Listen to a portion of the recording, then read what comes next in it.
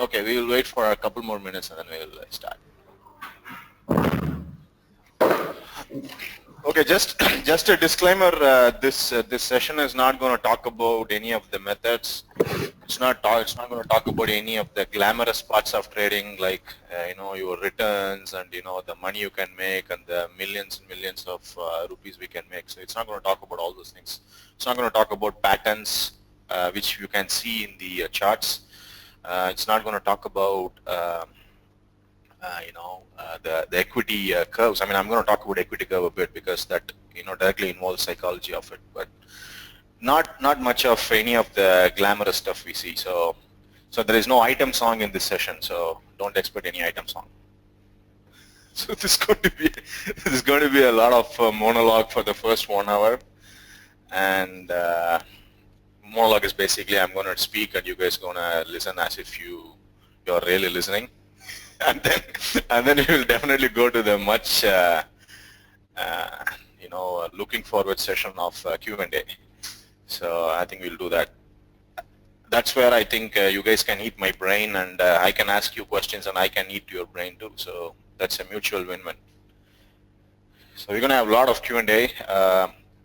So the session is going to be broken into two pieces.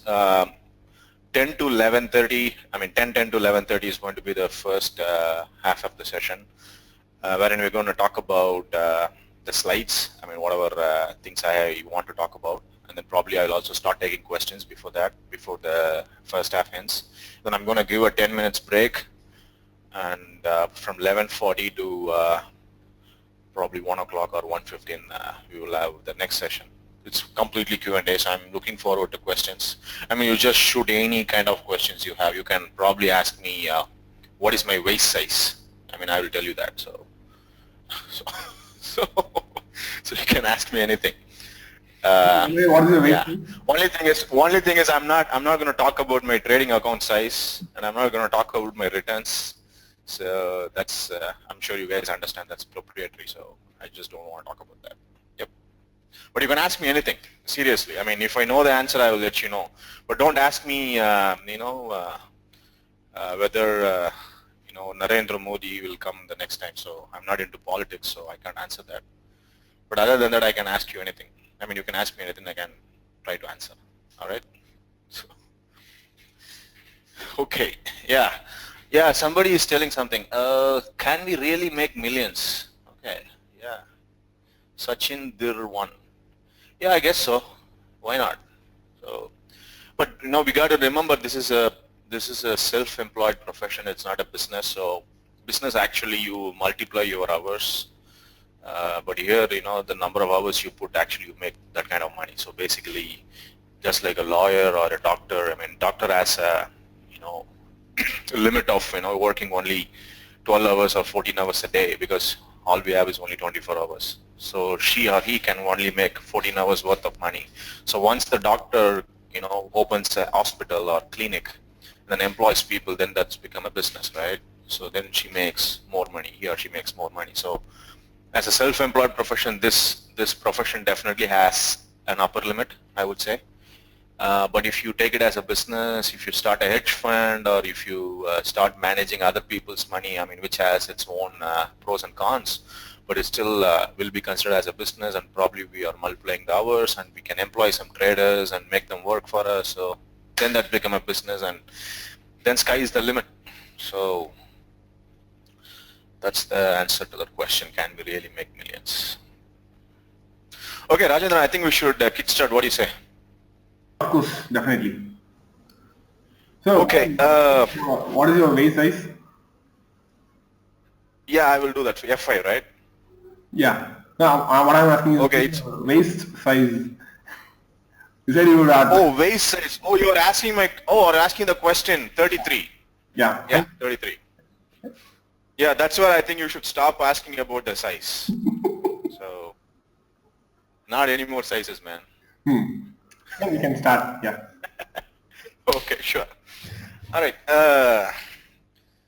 Okay, it's been 10 years or 11 years since I did this PowerPoint presentation. Once I hit F5, how do I do the slideshow? Is there any shortcut for that? I don't know. Okay, I'm going to hit this first. Is it full screen now? Yes. Okay, perfect. Okay, guys. So my name is Madan, and I was born in Chennai, and I was brought up in Chennai until my age of 21. And then I moved out of the country for my higher studies. I did my bachelor's in computer science from University of Madras, one of the self-affiliated colleges here in Chennai. And then I moved to US to do my MS in computer science from Virginia Tech. Did my graduation there, the post-graduation as they call it. And then I worked for a couple of companies. One is AT&T, which was initially called as Bell South in Atlanta. So I worked there, and then I moved to a South American insurance company called ACE Global. So they are present in almost 50 countries or something. So that's where I think my trading started, because ACE Global offered me a work from home job. Basically, I was into management, so I had to fly down to Florida and Texas a couple of times in a month. So pretty much I was home and I was taking calls. That's about it. So that's where I think I started trading. So that was back in 2006, if I'm not wrong. Yeah, 2006. So that's when the journey started. Somebody was asking the question, what got you into trading? I don't know, actually. I actually tried a lot of things when I was in US. See, I'm from a lower middle class family. My parents actually struggled to support my education, even when I was in school. So college was a free seat, so that's okay. And higher education was basically, I had a research assistantship, so my fees and my other stuff, they also paid me some stipend, so other stuff got covered, so that's good. So I always wanted to make money. I knew that money can do a lot of things, because that's what my understanding of money was, because I was always short of money when I was growing up. So I tried a lot of things in US. I ran a gas station in US. I owned a Subway with one of my friends. I had this franchisee called Taco Bell. I don't know how many of you guys have heard it. Heard it. So there's something called Taco Bell. Of course, we have Taco Bells in India now. So I owned it, and I was in Amway. A lot of people would frown for that. I was in Amway, and basically I tried a lot of stuff. And then, when I visited India for vacation, I knew my uncle was doing trading for a while, but I didn't know what he was doing exactly. So when I visited, he was talking about dollar cost averaging, basically SIP. Because I was into job and all those stuff. So he said, you should start investing and all those stuff, right? So then I asked him, what do you do? He said, I trade the markets. So he was trading from 94. So that was like 12 years or 11 years by then when I asked that question. So then I said, okay, so this guy is back in India. He was in Dubai, basically. This guy is back in India, and he's not working. I know he's going and dropping his kid off in the school, not the mom, the dad. And he's going and picking up the kid from the school, because the school ends around 3:45, and he's always home, and the mates are wondering what this guy is doing. So I thought I should probably try this out. Then I went back to US, and coincidentally one of my friend was playing with options during earnings. So he was playing with Apple and Netflix and other stocks. Whenever they have earnings, this guy will try to go long or short through calls or puts. So that intrigued me too, because I knew this guy, and this guy is, putting like $2,000 and making like $400, $500 in a day. Of course, he didn't talk about the losing part, so that's a different story. So that intrigued me. So that's how I got into trading. So I got interested. Then I figured out that, something is natural to me in that. Basically, I like mathematics. So probability clearly sat into trading. So that's how I started. Okay, let's get into slides, man. So let's move on. Okay, so trading psychology issues and how to deal with them. So that's the slide. So before entering into that, I want to show you guys something, which I have it here. Okay, how many guys, when they started, wish their equity curve would be like this? How many guys here? Just say yes in the Slack chat, because I have other window open up. Yeah, okay. Yeah, me. The first answer should be me. Basically, that's how I thought. You start your capital from zero, and every day when the market closes, I'll be up like handsomely, like a couple of $1,000, couple of $1,000 or whatever. And then, the equity curve will be like nicely going from the left bottom to the right up. That's what I thought. But you know what happened? So a lot of things changed. I was underwater for a long time. I blew accounts. A lot of things happened. So this I want to, I used to have a mentor. His name is John Carter. He lives in Texas.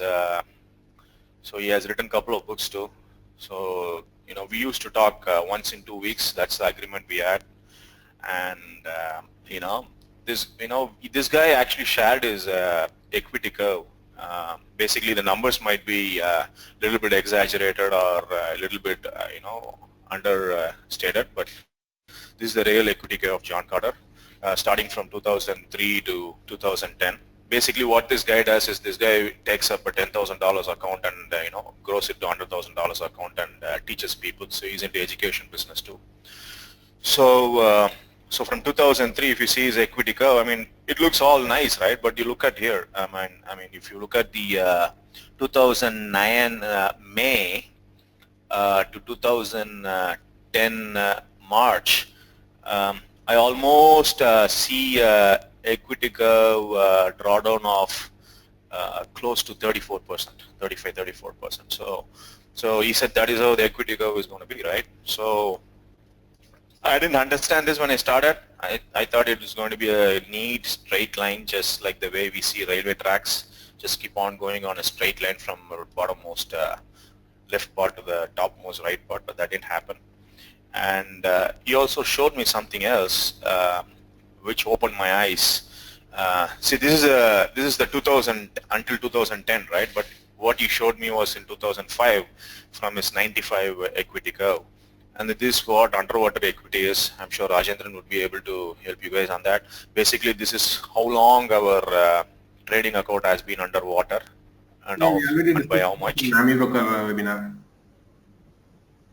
Oh, okay, people know this, right? So yeah, so so this is how the underwater equity. So the equity was down like what, 30% almost, 27, 28%. And then the equity was down by 16% here. It was down by close to 16%. And a lot of underwater drawdowns here. So that is how it has happened. And I want to show you guys something. There is a famous commodity trader called Bill Dunn. He's been trading for almost 45 years in the market from 1970. So this guy's equity curve looks like this. So look at it here. So he started, right? So the red line is basically S&P and the green line is Dunn's fund, basically. So if you see it here, he had a drawdown of 52% right here in 77.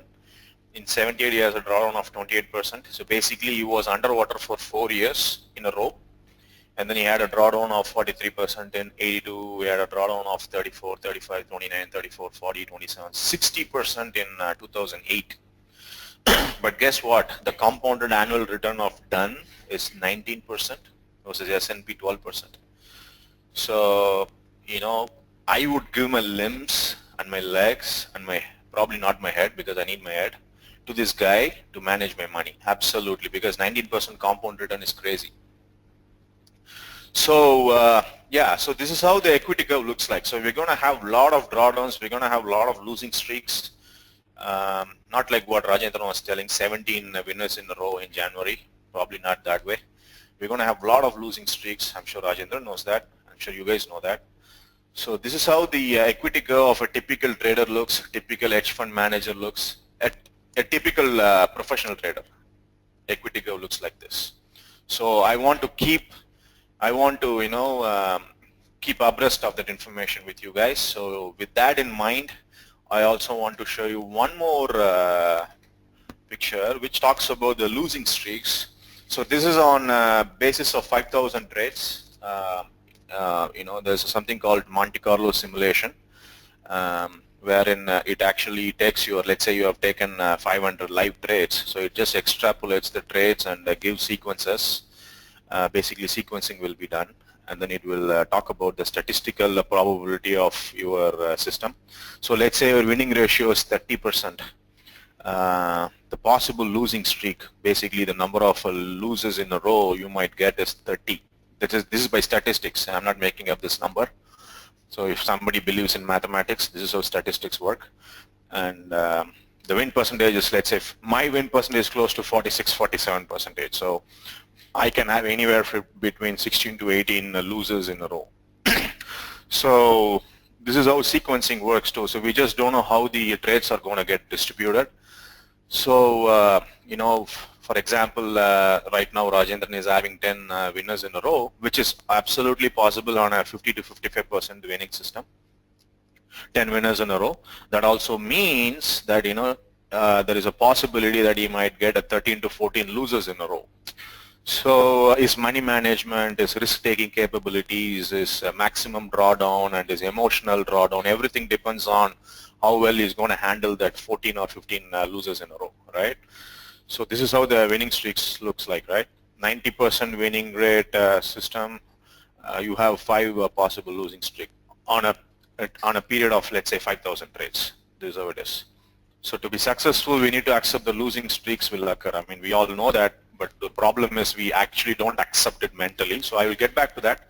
So this is what I want to show before even we start, just to prep up you guys on the drawdowns and the losing streaks and other stuff.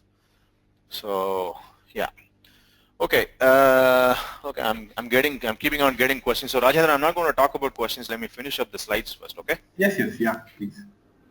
Okay. So okay, guys. So what I want to talk about today is basically I have put on slides, so I'm going to go for a full screen. Okay. Okay, we're going to talk about the common psychological roadblocks, the psychological biases, the risks that are embedded in trading. Basically, not your financial risk, the psychological risk. Financial risks are pretty much intuitive. I mean, we all know what are the financial risks we face in trading, but psychological risks are abundant actually. The traits that hamper our trading, I mean, as human beings, we have some innate characters like loss aversion, regret aversion. So all these traits actually hamper our trading and psychological reasons for lack of discipline.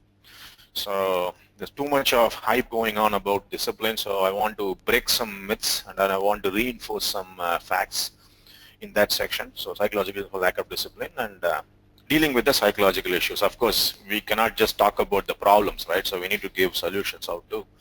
So I hope you know, I can touch one or two of your cards. You know, basically card is basically I'm trying to say I can touch a couple of your points in your brain that can trigger the way of thinking, which probably gives you a better trading judgments and trading psychology. So that's my hope in this seminar or webinar, and I hope I can fulfill that, right? Okay, so let's get on to the slides now. So the common psychological roadblocks. The first one. See, remember I posted questions on the Slack forum. So basically the questions I put on slides here. So if you look at the first point, trading for fun or trading to make money. How many of you actually trade to make money? I mean, I see. Okay, before you go on further, this is going to be a completely interactive session. Unfortunately, you guys cannot speak back with me. It's not like a real seminar or something. So I need your answers in the Slack window. If you can, you know, at least 4 or 5 people who can answer my questions once in a while, I would really appreciate that. So I want to know how many people trade for fun and how many people trade to make money. So this is actually a very important question. It looks like, you know, come on, Madan, the answer is very obvious. The latter part is the answer, right? But I really want to know that. Okay, everybody says trading to make money, right? Good. But, you know, there is a very big pointer I want to make here. A lot of people actually trade for fun. Would you believe that? It's very fortunate here for me to see that 1, 2, 3, 4, 5, 6, 7, 8, 9. 9 out of 9 people said to make money, right? I mean, that's what we want to believe.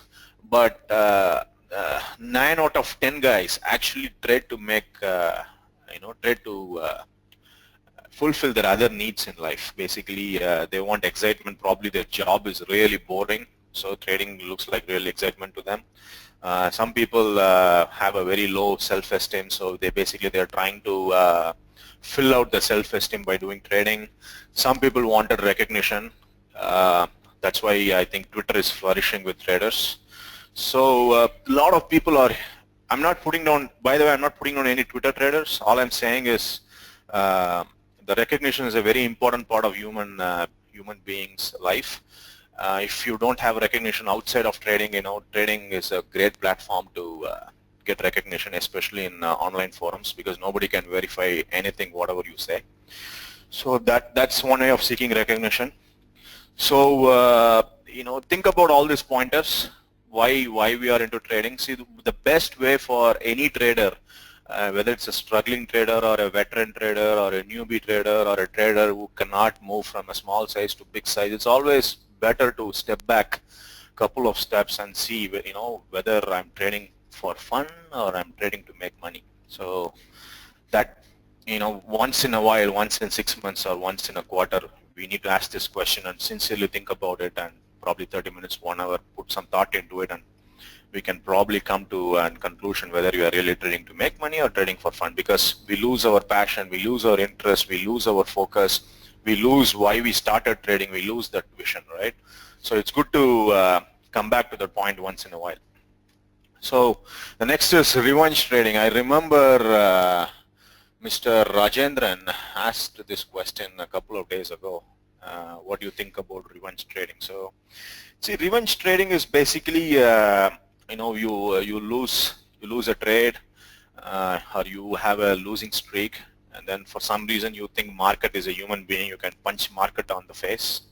So what you do is you basically go on and put a trade, which is not part of the plan, but just to get back at the market, just to show the anger to the market, just to show the frustration and all those stuff. So revenge trading happens for a lot of reasons, which I will cover in the later parts, but these are the common roadblocks a trader can get. So revenge trading is one of the roadblocks. The next one is cutting winning trade short. This is very, very common thing I have seen with a lot of traders.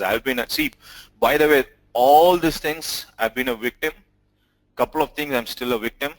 So we are all improving, right?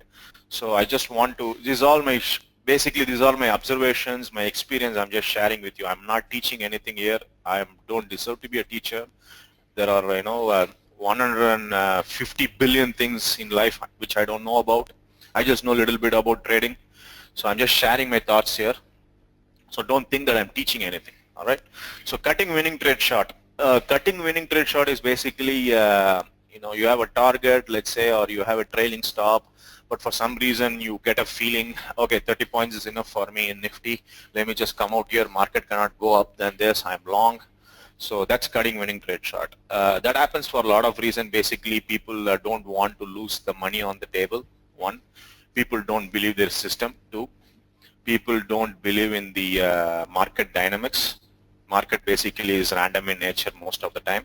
So people don't believe in that.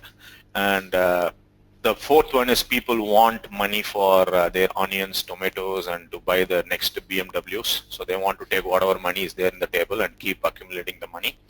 So these are all some of the reasons why we actually cut winning trade short. There are other reasons too. So this is one of the psychological roadblocks. I've been a victim of that a lot of times. It just creeps up once in a while. You can be the most disciplined trader in the world, but it still creeps up in the mind. Some people execute it, some people don't, but still this creeps up in the mind, right? Okay guys, am I making sense until now? Is it going in the right flow? I just want an answer for this. If you guys can yeah, okay, the flow is good. Okay, good. All right, so I'm not going fast. I'm not definitely bowling a bouncer, right? So, okay, that's good. All right. Okay, seeking trading success as part-time trader. So this is where I think a lot of the participants in this forum is going to disagree with me. But this is all my opinions. I always tell to people, opinions are like belly buttons. Everybody has one. So don't worry about it. So, your belly button is different than mine. So that's how the nature is. So this is my opinion. Basically, the popular the popular understanding, the popular notion about being a professional, a very successful professional, is putting like 10,000 hours of time. I mean, I've read this in a lot of books. I've read this in a lot of management books. They say 10,000 hours of practice will give you sound fundamentals, and still you cannot become a very famous, renowned professional, but that's the basics. So we need to build on that number of hours, and we should probably sleep, eat, and drink whatever we do. So, but unfortunately, what happens is this is one profession where there is no benchmark as such. Anybody with 2,000 rupees can actually trade Nifty, I guess, with the kind of leverages broker offers. So 2,000 rupees is nothing. I mean, you go with your wife and then 2,000 rupees is gone for a dinner. So with 2,000 rupees, you can get into this profession, and people think that the profession can be conquered just by being a part-time person. But unfortunately, that doesn't happen, right? Because you guys are all on jobs, and think about what's your boss's thought process would be if you show up to the office 2 hours a day and be a part-time employee to your company. The same way, being part-time in trading and seeking trading prowess or a very renowned success, it's probably out of reach for most of us, at least for average guys like me. So we need to understand that there's only so much success can be attained by being part-time. If you take this profession very seriously, full-time is the only option. Assuming that you have taken care of your expenses for the next 4 years and other blah blah blahs, which needs to be fulfilled before we enter into full-time trading. Okay, so the next point, P&L difference on eliminating non-efficient days. What does that mean? So that's exactly the question I posted I think a couple of days ago in Slack forum, wherein I asked, think about the scenarios where you didn't follow your plan, or you didn't follow the money management, or you didn't follow your risk control. Think about those days or those trades and see, and just assume that you could eliminate those trades, you could eliminate those days, right? So how would your P&L look? I'm sure my P&L would look really great, I'm sure, than what it looks like right now. I'm sure that will be the case for most of us here. So, I want you guys to think on those lines too. So what makes us deviate from our plan? What makes us deviate from our money management plan? What makes us deviate from our exit management? What makes us jump into the gun before the actual scenario shapes up? Why are we jumping the gun? So all these things, I think, as a trader, we need to reflect on and see, why do we do what we do? I mean, why do we deviate? I mean, there should be a big reason for deviating, right? So that is the crux of this whole session. I mean, we have a great method. We have an edge in the market. The edge actually works in the market with the current market dynamics. Market changes, that's fine. Current market dynamics, the edge works. So we all know that the system works. We have back-tested the system. We are actually taking live trades on the system for a couple of months, couple of years. Still, why do we deviate from the plan? Still, why we don't respect risk once in a while? When we have a string of winners, let's say 10 winners, why do we increase our positions like a crazy mad guy? Why do we actually stop trading after 8 winners in a row? I know people who actually stop trading after 8 winners in a row. They wait for a couple of losers because they believe in law of averages, right? But the thing is, that's a big mistake what traders do. It's called gambler's fallacy. Basically, what it says is, when we have a string of winners, we automatically expect to have a string of losers. So we hack smart, and then what we do is we stop trading after 8 winners, we wait for the losers, and then we start again. So that's called gambler's fallacy. You can Google it out. So that's how it works. So yesterday I was in a traders meeting. I was just talking with Rajendran about it. Voice breaking. Can you guys hear me? Somebody says voice breaking. Absolutely fine. I mean, maybe for some players it might break for some time and then it will revert back. You can continue. Okay. Yeah. Okay. Okay, Mr. Rahul, Mr. Anish, they are saying we can't hear you. Anish, please check your settings. I don't know what to do because other people are hearing me fine. So I'm just going to go ahead without you. So Oh, okay, it was a typo. Cool. Okay, yeah. So that's gambler's fallacy. I was talking with somebody yesterday. He's a trader for almost 6 years, and he had the same kind of winning streaks, 8 winning trades this month. And he said, I didn't take my ninth trade. I asked him why. He said, oh, I'm sure the ninth trade or 10th trade or 11th trade is going to be a loser trade, so I just don't want that. That's exactly what gambler's fallacy is. So they are basically predicting the sequence of the trades. So that's quite amazing to me. So a lot of traders are actually victim to that. I was guilty to that a long time ago. So everything whatever I'm going to say, you can just put the money on the bank that I have experienced that, I've been a victim of that, or I've been guilty of that. So I'm no expert than you. I'm probably more, you're probably more intelligent than me. You guys are. So I'm no expert. I'm just an average guy, common person who just sticks to my plan. So that's all I am. Okay. So moving on to the next slide. Okay, Rajendran, can you tell me the time? I think. Oh man, I think I'm missing out the time. Time is 10:40. Oh, okay, perfect. Okay, let me put my clock. Okay, cool. Okay, sorry. Okay, so I'm going to move on to the next slide. The next slide is basically the trader biases. So these are all pretty much theoretical stuff, but I'm going to talk to you with examples. So there are trader biases we have. So these are all. See, I'm very much passionate about behavioral science, not just into trading, just into human psychology and other stuff. I mean, I studied computer science. I know that. But this is my interest, so I have a lot of books on behavioral psychology actually. So this is my understanding. A lot of things what I have read, whatever I have read in those books are actually relating to trading. I mean, almost 100%. So first one is, let's say, mental accounting. I mean, I know I put the mental accounting as the last thing in this slide, but let's start with mental accounting. So mental accounting is basically the tendency to value some rupees less than the others. So in poker terms, I mean, I used to play a lot of poker. I'm still playing a lot of poker. In poker terms, it's called house money effect. So what they do is, if you're into a casino and then if you're gambling, and then let's say you are very fortunate to win a couple of rounds. Okay. So what we do is we just tend to risk those profits more than our original capital. Let's say I have 5 lakhs into my trading account, and then I have made 2 lakhs. So let's say with 5 lakhs, I'm just risking 2% of my account in every trade. But with the 2 lakhs, whatever I get as profit, whatever I have gotten as profit in the last couple of months, let's say, I would risk less 10% maybe or 12%. So basically, we actually compartmentalize our profits and our original capital. So a lot of people do that. Actually, subconsciously, they don't do it in a very conscious manner. Whatever profit they get, they like to throw it away. A lot of people actually spend a lot of money on their profits. They might not need the product, but they will go to the great Amazon sale, which just ended yesterday, I guess.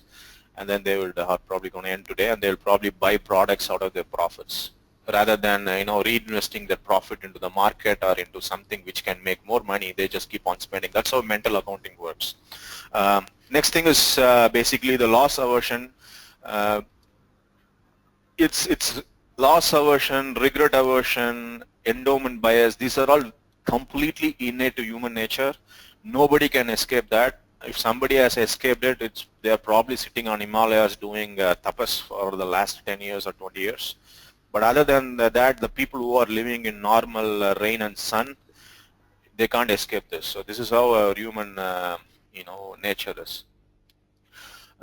What happens is, loss aversion is basically, see, we get a lot of pleasure by making money, right? And then we get a lot of pain by losing money.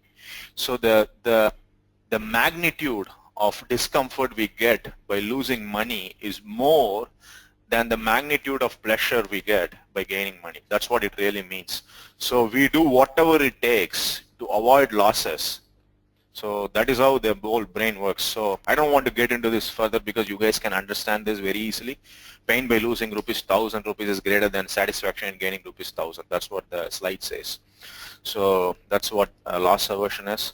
The regret aversion, this is another very subtle topic but very important. This is the tendency to basically avoid taking an action due to a fear that in hindsight it will turn out to be less than optimal. What it means is we tend to make choices, or we tend to base our actions based on avoiding the future regret. Okay, what do I mean by that? People basically tend to avoid being wrong. So they don't want to feel that miserable feeling of being wrong. So they make sure that the actions and the choices they make are coherent to that kind of decision. So that is what it is. You guys are with me? I mean, I just want an answer for here. You guys are with me? What I'm saying? Okay, cool. Okay, yeah, thanks guys. Yeah, endowment bias. Endowment bias is basically let's say I have okay, IPL is coming up, right? Yeah, IPL is coming up. Chennai Super Kings is not there anymore. So let's take Royal Challengers Bangalore. So Royal Challengers Bangalore, I'm in Bangalore and I want to get tickets for Royal Challengers Bangalore. I get it for 1,000 rupees per ticket, me and my friends, 5 tickets. So now I own the tickets, right? So what I do is, let's say I cannot go to that match. What I do is I sell the tickets for 3,000 rupees or 4,000 rupees because once I own it, I value that particular product more. So I don't want anything less than 1,200 rupees or 1,300 rupees. It's not about the profit.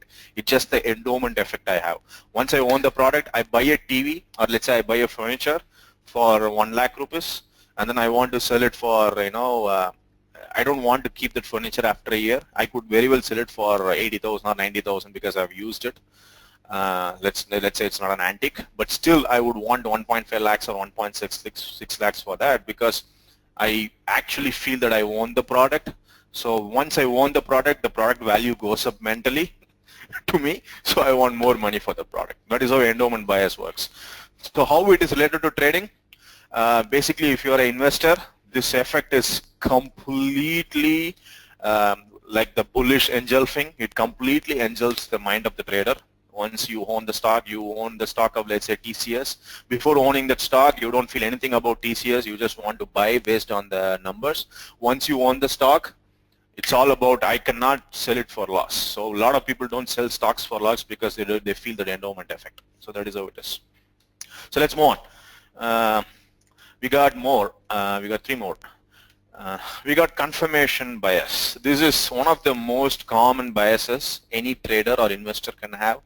Let's say I'm long and market is at 7,900. I entered at 7,900 and market has, my stop loss is 30 points, let's say, and market has moved down like 10 points, 7,890. So what I do is I go to Twitter, I go to Tradergy, I go to probably Slack forum and see how many people are short or how many people are long. And then I say, okay, if people are short, they must be mad because the market is clearly going up. But if people are long, see, I was right. That's how my mind works. See, I was right. So people are long, so they're actually confirming my decision. So I'm going to stick with this long. And probably I'm going to even take the stop loss out from 7,870 to 7,850 because the market has to go up because so many people are long. But they just forget that they're actually a victim of the confirmation bias. We tend to see the preconceived notion we have about our trades. So if you're long, you tend to see only the information that conforms to our long view. If you're short, we tend to see the information only that conforms to your short view. So that is how confirmation bias works. Okay, am I making sense here about confirmation bias? Because it's very common, but a lot of people are into it. A lot of people get into forums, get into Twitter, get into Telegram, the new app, or WhatsApp, or Skype, whatever forums they are part of, they go and check what other people are doing, which is completely unnecessary. What other guys are doing is completely irrelevant and independent to the trade we have, but still we do it. Next is Lake Wobegon effect. This is a very, what to say, it's a funny term. Basically, Lake Wabagon is one of the lakes in US. So somebody was doing a radio show, and people were driving. People listen to radio while driving, right? So they were driving, and so this guy, the radio jockey, basically RJ asked, how many guys feel that you are a better driver than the driver who is driving on the other side of the road, or your fellow drivers? They said almost out of 100 people, 85 people said they are better drivers. So behavioral science says we tend to overestimate our abilities. So we think that, we are superior to others, and we think that, we are better drivers. We think that we are better thinkers. Nothing wrong in it. I mean, I'm not touching the chords of being positive and being a positive frame of mind guy. All I'm saying is more often than not, we tend to overestimate our abilities. So that actually creates overconfidence, and that can be reflected into trading in a very deteriorating way, which I will be covering in the coming slides. How overconfidence affects our trading. So the next is the herding bias. Ignoring our own objective info and focusing on others' action. What does that mean? Basically, confirmation bias and herding bias are like twins. So we are long and so many people are short. The so many people is basically 15 people we watch on Twitter, right? So out of 15 people, 12 people are short. Guess what? I'll just close out my long position because I think, oh, if these many guys who are all experts are all short, let me just close my long position. But unfortunately, what we forget is, this long position was based on our plan, our psychology, our analysis, and our money. But we tend to, just follow the herd. Just, 12 people out of 15 people are short. Let me just close on my long position. And worst case, I'll also go short. And that's not part of my plan. So that is how herding bias works. So I don't need your answer on this, but I'm sure you guys can relate to a lot of these biases, because I was a victim, I've been a victim. But if you guys are not victim of this or guilty of this, great for you. But there is no guarantee that you won't see this in the future. So awareness is the first step towards resolving to a betterment. So I want you guys to be aware on all these biases. That's why I'm covering this. Okay, then we move on to the psychological risks that are embedded in trading. Okay, by the way, all these slides are put by my wife. So I pestered her and I nagged her, I poked her for a couple of days, and then she just put all these things. So I hope it looks nice. So I'm not into PowerPoint, so I have no idea how these things work. Okay,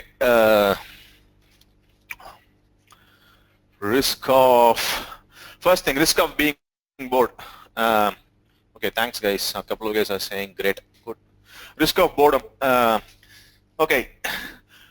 Tell me how many people are actually trading because they're bored with the job. Okay, just be honest, so nobody's going to judge you here. Nobody's going to think bad about you. Nobody's going to think good about you. Nobody's going to feel anything about you. Just like, we're all walking on a road seeking for our actions or seeking for our goals. So nobody is actually bothered whether you are wearing a pink color shirt or a yellow color pant. They're just dealing with their own demons. So don't worry about it. Nobody's going to judge you. I just want to be a very open and honest and practical session so that, we can really get into the meat of the things. Okay. Yeah. So a lot of people actually get into trading because they are bored with their job or bored with their current profession or bored with their current business. Okay. So what trading offers is it offers a lot of excitement. So, you see the adrenaline goes up when your position is going into profits, and the adrenaline actually goes down, and you are you get another kind of hormone that kicks in because you are in the sad state of mind.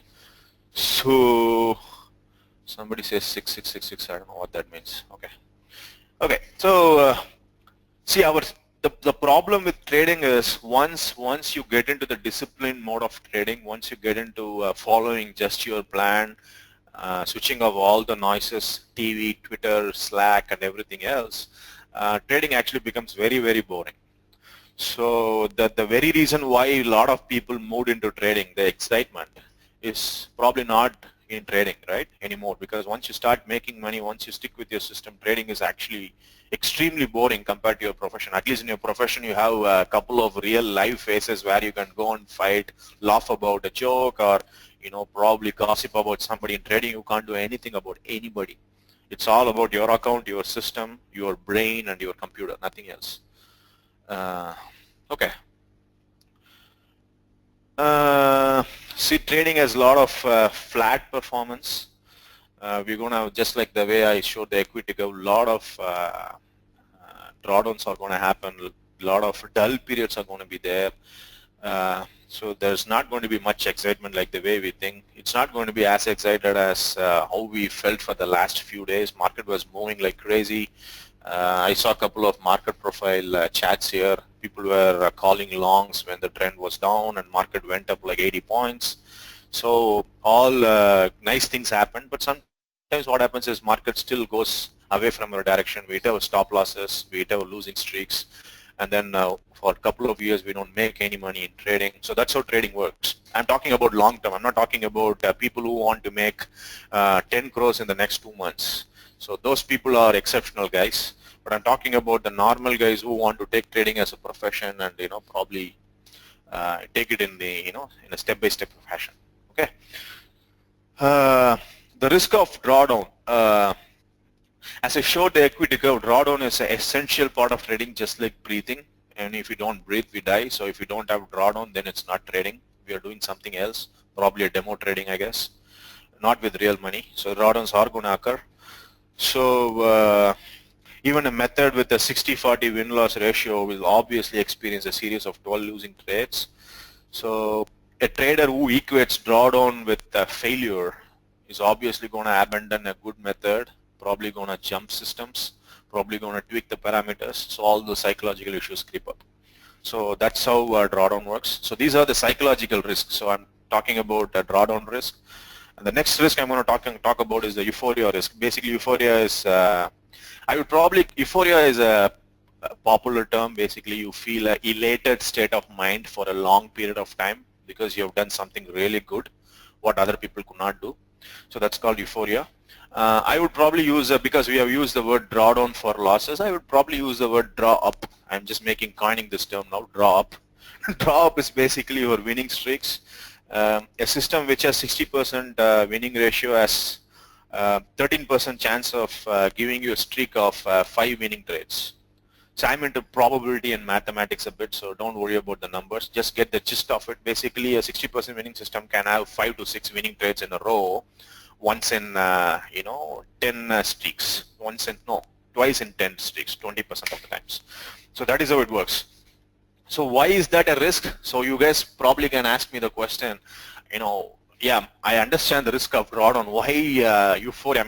Why drop is a risk? Why winning streak is a risk? What usually happens is after a big draw up, many traders become overconfident and change their position sizing and trading frequency. So they negate their edge. That's what they do. So once you start changing your position sizing abnormally, and that's the icing on the cake, you also trade more frequently because we feel that we have conquered the market once the winning streak happens.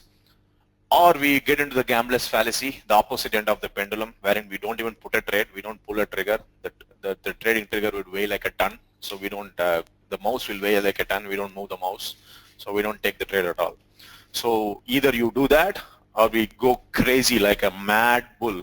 So we just let's say somebody's trading 20 lots of Nifty, suddenly they trade like 60 lots of Nifty, assuming that the margin allows them to do that.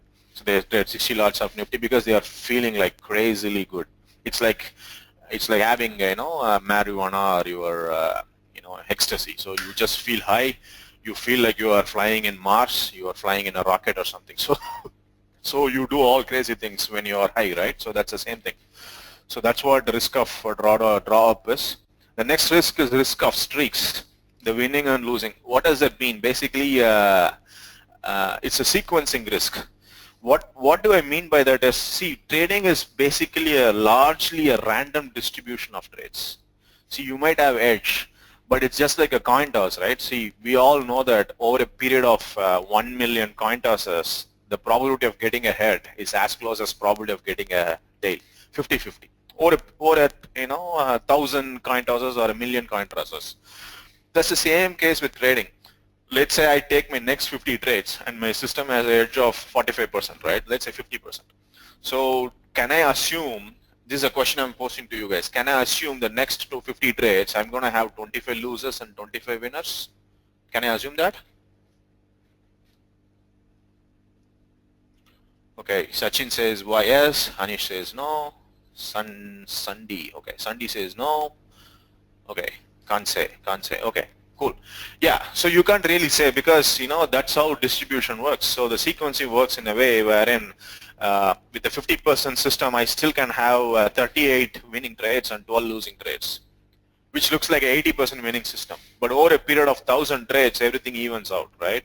So it's a fool's game to predict the sequencing.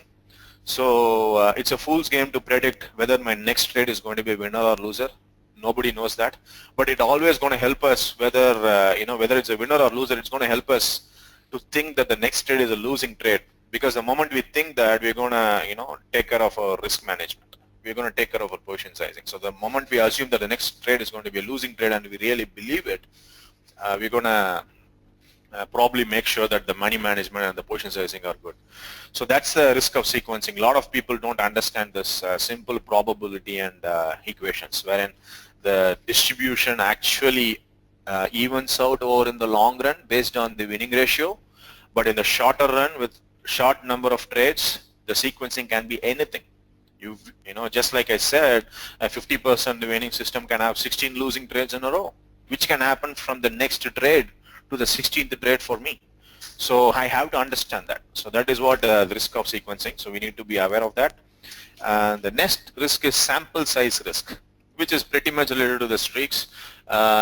We cannot be fooled by a very small sample size of trades. So I always you know, advocate people to go out and backtest 10 years if you can get hold of data like that. 10 years of data is extremely good, and especially if you are a very short-term trader, like, you know, holding trades for 2 to 3 days, you're going to have a lot of trades for 10 years in one instrument. So that's like a good sample size. Let's say 1,000 trades in 10 years. It's a good sample size. Anything more than that is like most welcome. But a lot of people, what they do is they test for 3 months or 4 months, from, let's say, from August to January of 2016, which is like 5 months, and then they say my system has a great return. It can make 300 points in Nifty every month. So I just put that in Excel. So I have 10 lakhs in my account. So within next 2 years, with compounding, not even aggressive compounding, regular compounding, I'm going to make 1.5 crores. Then I'm going to buy a Jaguar for 60 lakhs. Remaining 90 lakhs, what I'm going to do is I'm going to buy a house for 80 lakhs. Again, 10 lakhs, I'll make it to 1.5 crores. And the story continues, right? That's what the Excel does to you. The Excel can actually throw up a lot of beautiful numbers, but that is exactly why this risk is extremely scary, because once the sample size is less, the distribution can be anything. I mean, it can do any stuff. But once we move on to 1,000 trades, 5,000 trades, 2,000 trades, everything gets even out. And, you know, we probably would have seen a couple of cycles, market cycles. We would have probably seen volatility, you know, contracting cycle, and we would have seen volatility expanding cycle. We would have seen a one-way bull run, hopefully, and hopefully you would have seen a one-way bear run. So all these kind of market conditions would be covered too. And of course, we're going to have a lot of trades. So that is what sample size risk is. Okay, trades that hamper our trading. Okay, 1,000 trades good for backtesting. See, I'm not sure, DRK. The reason is, see, let's say somebody is trading on a 1-minute chart. He's going to probably have 15 trades in a day. So that contributes to probably, you know, 15 multiplied by 20 is, you know the math. So it's 300 trades in a month, and 3 months is 900 trades. So I won't put a real number to the number of trades, but what I'm trying to say is you have to probably hit a balance between covering a lot of cycles and the number of trades. If your 1,000 trades comes up in 10 years, well and good. But if your 1,000 trades comes up in, you know, let's say 3 months or a year or 2 years, then obviously you need to go back more. Okay, so I'm going to take questions later. I'm sorry, I just jumped there. Okay, so the trades that hamper our trading. First trade, so I'm sure everybody is aware of this word. So this is a very popular word, ego, and It's been completely misused, completely beaten up to the core. So we think ego is a really bad thing. Actually, it's not really bad. I mean, we need ego for every small thing we do in life. If you don't have ego, then my name will not be Madan. My name will be Swami Vivekananda. Unfortunately, I'm not Swami Vivekananda. I'm still Madan, so I still have ego. I still have ego with my relatives. I still have ego with my wife. I still have ego with my mom, dad, everybody. So ego is good in a lot of things, and ego is bad in a lot of things too. So with respect to trading, ego is actually a little bit bad. The reason is, see, a lot of people when they come into trading, especially in a matured market like US, they are doctors or well-renowned professionals, or a very good guy or a very good management guy, a very good guy who did really good in their job. So those are the kinds of people who move into trading. And even in India, I think that's the case. I've been hearing a lot of businessmen moving into trading, a lot of doctors. I know a couple of doctors. I mean, I had a ligament tear, right? So in the month of September, and then I went to a sports specialist here in Chennai, and that guy asked me, what do you do? And then I said, stock market trader. And then he immediately said, oh, I actually want to come into stock market. He's running a very successful clinic, and he has 2 clinics. But he says, I want to come into stock market trading. I said, why? Because, you guys have a lot of time. So everybody has a reason to come into stock market, and especially doctors feel that they will have a lot of time in their hands, and they can also make the equal kind of money, whatever they were making being a doctor and running a clinic. So a lot of good professionals, renowned professionals, famous professionals, the people who make a lot of money, people who make like 1 crore a year in their company, they all actually try to come into trading. So when they come into trading, they think that, they've been very successful in their profession. They should be obviously successful in trading, right? But that doesn't work that way. So they completely forget that they also came from being a normal employee to a CXO, right? Somewhere in CXO. But in trading, they want to come into trading and jump into trading and make money from day one, or, the first year or second year or something. So everything needs time. So once that thing clubs our mind, clouds our judgment, obviously ego kicks in. So see, everyone likes to win in the markets, but it's obviously natural to feel good when you've done your homework and you end your day or a week or month with profits. But unfortunately, ego involvement in trading is much beyond that. What we do is we actually connect ego with self-esteem. If trading is green, we feel really good about ourselves. If trading is red, we feel sorrow, sad. I used to tell a thing to one of my fellow trader. If somebody says he's trading, and I show up to his house, and if I see his wife is really angry, frustrated, and sad, I can say that the trader has lost money. It's so obvious, because that guy will actually be sad and it will show up in the wife's face. It's so contagious. So the problem is we actually connect our self-esteem to trading. We forget trading is a profession. Trading is not a life. We forget that. We actually connect that to self-esteem. So that actually puts tremendous pressure on our trading over time. So because we are feeling good when we are positive, we are feeling really sad and gloomy when you are negative. So what happens is it's basically a psychological gun pointed to our head, saying that, okay, you better make sure that your trade is a profit, because your self-esteem is related. So that's one of the reasons why we come out of our trades pretty early, basically sooner rather than later. We cut our winning trade short because somehow we want to make money and we want to feel good about ourselves. So that's interconnected to ego and self-esteem. See, I'm gonna talk about a lot of things which are not really coherent in thought process, but a lot of things are going to get connected with here and there. So it might not be a presentation like what Jay did the other day. It was a very coherent presentation where he could flow with his thought process very well. I'm not really as good as Jay or some other speaker. Even the harmonics person did a great job the other day. He was very coherent in his thought process. So what I'm trying to do here is the psychology part is not like, okay, you do step 1, you go to step 2, you go to step 3, you go to step 4, and you're done. You can't really do that. A lot of things are interconnected. So whenever I'm throwing out something, don't feel that, I'm trying to confuse you guys. That's not my intention. All I'm saying is I'm just, pouring my heart out here. I really don't have anything other than the slide next to me. So whatever I'm speaking is basically might not be coherent, but I'm hopefully making some sense here. Okay. So basically, the psychological kind is pointing, and it's saying, okay, make sure that your trade is winner, because you have to feel good, because your self-esteem is connected. So that is how this thing works. Okay. Another thing with ego is it also makes sure that once we, let's say somebody's trading one lot of Nifty, and they're really good in trading, right? So they start trading well, they understand the drawdowns, they understand the risk involved, they understand how this whole process works, they understand their emotions, they try to make sure the emotions work in their favor. So everything, whatever they're doing is right, and they're trading one lot of Nifty, so they want to move up. They move to 2 lots, they move to 5 lots, they move to 10 lots, 20 lots, 30 lots, all great. Suddenly what happens is once this kind of progress happens, sometimes, the mind is crazy, right? My grandfather used to say, mind is always like a monkey. It just jumps from one tree to another tree. So suddenly, we feel a urge of putting a 100 lots trade. So we put a 100 lots trade, and market, unfortunately, what happens is it might be a losing trade. It's part of the distribution. It's a losing trade. So we feel really miserable, because 100 lots trade is probably going to eat away your 30 lots 2 weeks profit. So 2 weeks profit is gone. So this kind of decisions are actually directed by ego. So we want to feel good about ourselves. We want to feel superior. We want to show others that we are good.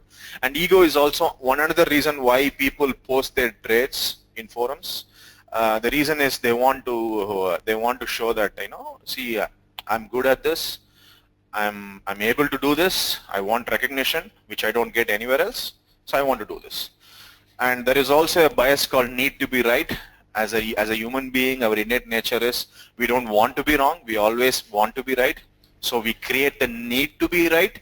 So that is where we actually tend to post our trades on the forums. I always advocate against posting trades on the forums.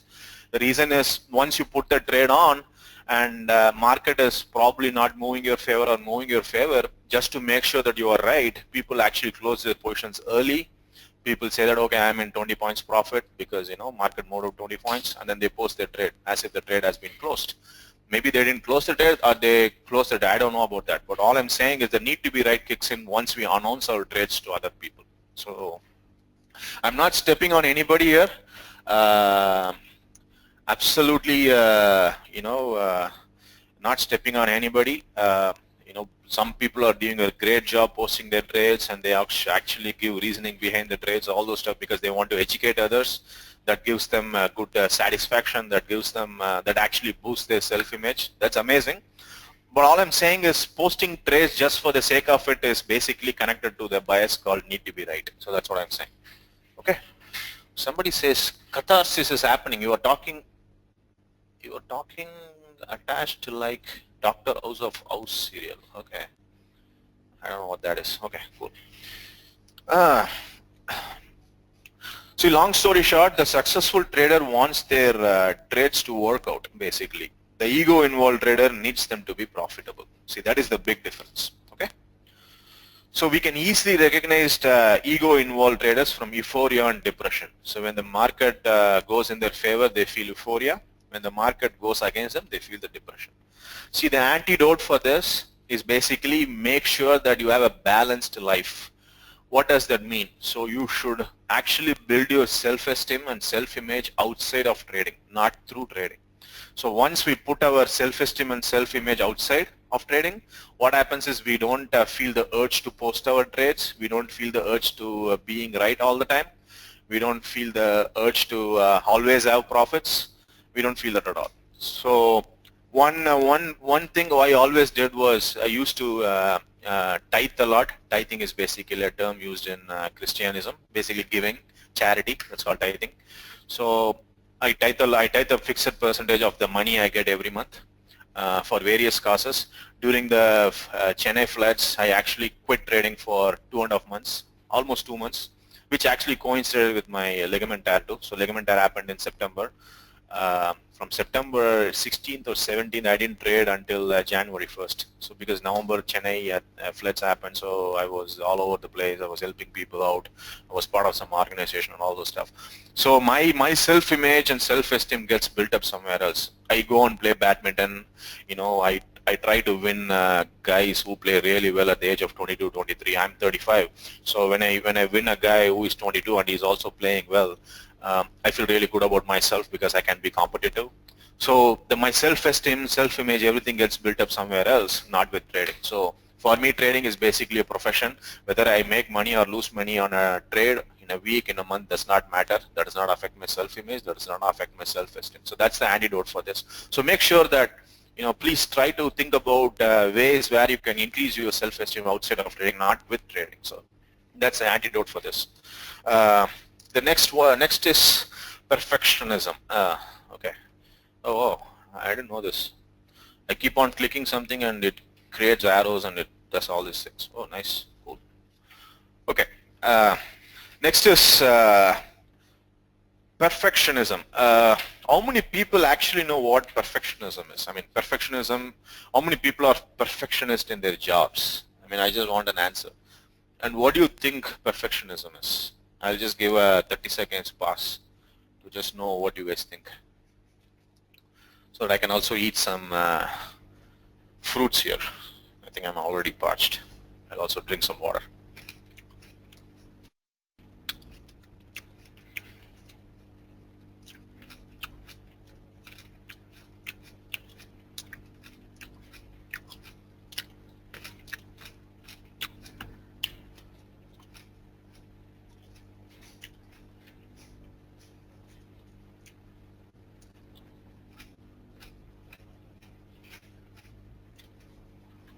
Wow, I'm getting excellent response here. Nice, very good.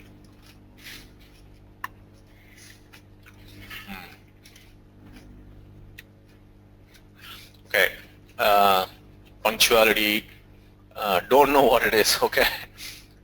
Nope, lol, okay. Attention to detail, hope to reach that level someday, doing it in the best way.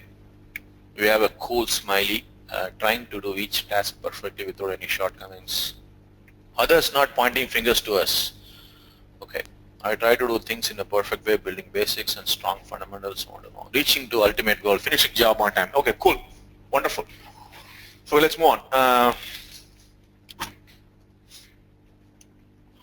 See, perfectionism is probably the main culprit when the pain of losing exceeds the pleasure of winning. What they do is the perfectionist basically they desperately try to feel good about themselves. They set unrealistically high goals and ideals. So that's when this perfectionism kicks in. So when the goals are unrealistic, they will also tag the accomplishment of goal with their self-image. So don't keep thinking that I'm coming back to the self-image thing, because self-image directs a lot of things in our life. So a perfectionist will feel okay only if they accomplish the task. If they don't accomplish the task in a perfect way, they will feel miserable and sad. So you can probably say, let's say their looks, their wealth, their fame, popularity, achievement, anything. Only if they accomplish that, they'll feel good. Otherwise, they won't feel good. They basically don't smell the roses on the way.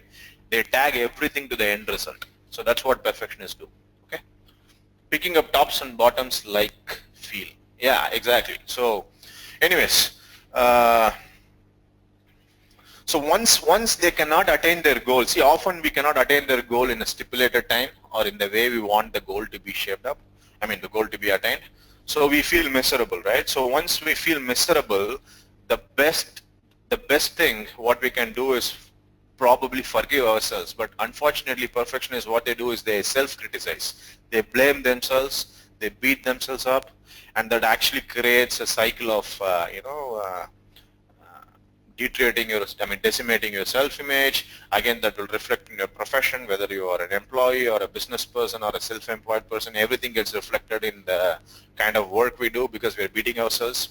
We put our morale down. Once your morale is down, everything is down. So that's how this works. Guys, 1 second. See, okay, one another example of perfectionism is in trading perspective.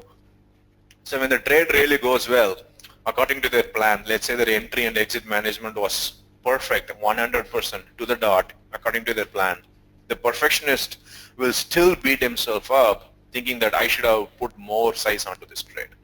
Because perfectionists want the most perfect thing, whatever he does, even if it goes positive in his way. So this guy wants to trade more size now. If the trade does not go well, they review all the reasons that shouldn't have made the trade, should have known better, and all those kind of reasonings. So by focusing on the portion of their performance that doesn't match their goals, this perfectionist guy, what he guys is actually transforms success into defeats and losses into failures. That is how this perfectionist trader always works. Even when the trade goes well, he will find a reason to beat himself up by saying, oh, I should have traded a larger size. I should have probably, entered a little bit earlier. I could have seen it better, all those kind of reasons. If it gone bad, forget about it. He's going to put every blame on himself. So the only, basically, the slide says it's a great recipe to suck out confidence, absolutely, because you put your morale down, so your confidence goes down. Once your confidence goes down, even cycling or even taking a car out, you will definitely not feel so good about yourself because the confidence is down. And then they do a lot of negative self-talk, and I don't have to talk to you guys about what negative self-talk does to ourselves. So the only antidote I would think is not beating yourself up. I mean, it's very easier said than done, but I would want you guys to think in this perspective. Let's say you have a close friend, okay? He makes a mistake. He does an error. He commits a mistake. So what do? You don't go and beat him up, right? You probably tell him that, hey, buddy, you made a mistake. That's fine. Human beings, we are supposed to make mistakes. We are prone to commit mistakes. We are prone to errors. So, you learn from this error and you move on. You will be so nice with that person because he is your best friend. You'll be so nice. You will be actually encouraging to that person. You will be actually uplifting the person. And probably you will feel good about himself. You will think that, okay, I made a mistake. I'll probably change from this. I'll learn from this and then I'll move on, right? That's how he's going to feel because you have actually forgive him and you're actually helping him to forgive himself. But that's not what we do when we make the mistake. We beat ourselves up. We actually, some people bang their head. I have literally seen people banging their desk, okay, when the trade doesn't go their way or when they enter the trade a little bit late or when they, took out the profit early and the market moved like another 100 points. I've seen people banging their desk. So, I want you guys to think as if you are your best friend. The way you treat your best friend, whenever he commits mistake, you should treat yourself like that. So once you do that, we don't need to be perfect in all the things. Because, if you don't, it's like a kid, right? When a kid is born, he's all gooey thing, he's going to put saliva out of his mouth, everything is going to happen. And the kid at the age of 3 months or 4 months or 5 months is going to start crawling. And at the age of 1 year or 9 months, it's going to, stand on its own. And then it's going to probably walk, and then it's going to probably run, right? But we don't expect the kid not to make mistake, not to fall down when it's standing for the first time, or when you're teaching your friend or kid cycling. You don't expect that, oh, my kid should never fall, or my friend should never fall. We should learn without making a mistake in cycling. We're not going to think that because we are prone to mistakes. We are going to commit mistakes. Trading is no exception. We're going to make mistakes. Be kind to yourself. Make sure that you are as kind as how you are going to be with your best friend. Okay? I'm going to move on. Overconfidence. This is a very important topic. Okay. Let me take the antidote thing. Okay. Tell me how many people are having an aha moment. There is something called aha moment. Man, this guy is talking about me. How many people have that moment right now when I say hates idea of growing account incrementally, spelling out profit goals for each week. Overconfident traders overtrade. Overconfident traders don't believe in screen time. They don't believe in work. They think that they can learn a system in a couple of days or a couple of months, and then they can start laughing their way to the bank every week, taking 1 lakh, 2 lakhs from their account, and then life is like, it's pakka la la land. So there are people who, I really appreciate Sandy, Managed Derivatives, Amit, and Anish's honesty. If I can type here, I would probably want to type here too. Where is my mouse here? It's me as well. I'm typing. Okay. So I had a haha moment when somebody talks about when somebody talked about overconfidence, or when I read about overconfidence somewhere. I don't know, some time ago. So the overconfident traders are actually, a lot of people are stuck in that phase. See, market is so gentle and forgiving. It actually forgives your errors. It actually gives you, let's say I'm long and I have a stop loss of 30 points, and I move my stop loss to 50 points once the market moves down 20 points. And then market moves down to 40 points. So I'm so happy that my stop loss is not hit yet, because I moved it to 50 points, and market reverses back to my break even and gives me 30 points profit, which is probably my target. So I feel so good about myself, and for the decision I made, basically, starting trading without trading from vendors. Okay, so basically, I would feel so great. Oh man, I'm good. I moved my stop loss. Market came 40 points. Basically 10 points outside of my original stop loss. So I made a good decision, and market came to break even and actually gave me profit.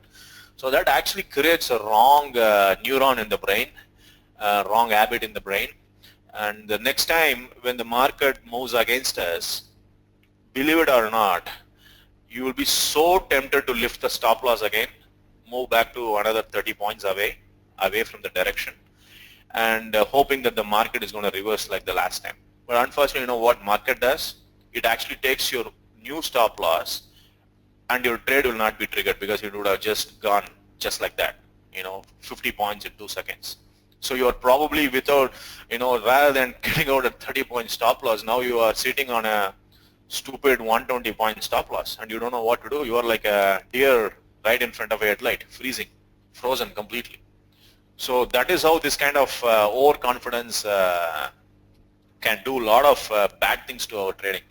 So this is one common example. I mean, I want to take up this example because there was a question by somebody that they moved their stop loss recently, and they don't know why they are moving their stop loss. So that's usually because of overconfidence. But anyways, because they are back, I also done this sometime back, and I revised 5 times against my position on the same trade, and then I taken a loss of 100 points in Nifty. Oh wow! See, that is because you are so confident. Revise my stop loss, even though my mind thinks like I have to do this, I have to revise my stop loss so that my market can reverse from there. But somehow I don't allow to do this anymore. At least. Right. Very good. See, the reason is the main reason is we are so confident about the analysis of the market. So we know for sure the market has to go up. I don't know whether we get that feeling because we are long, or we went long because the market has to go up. That I don't know.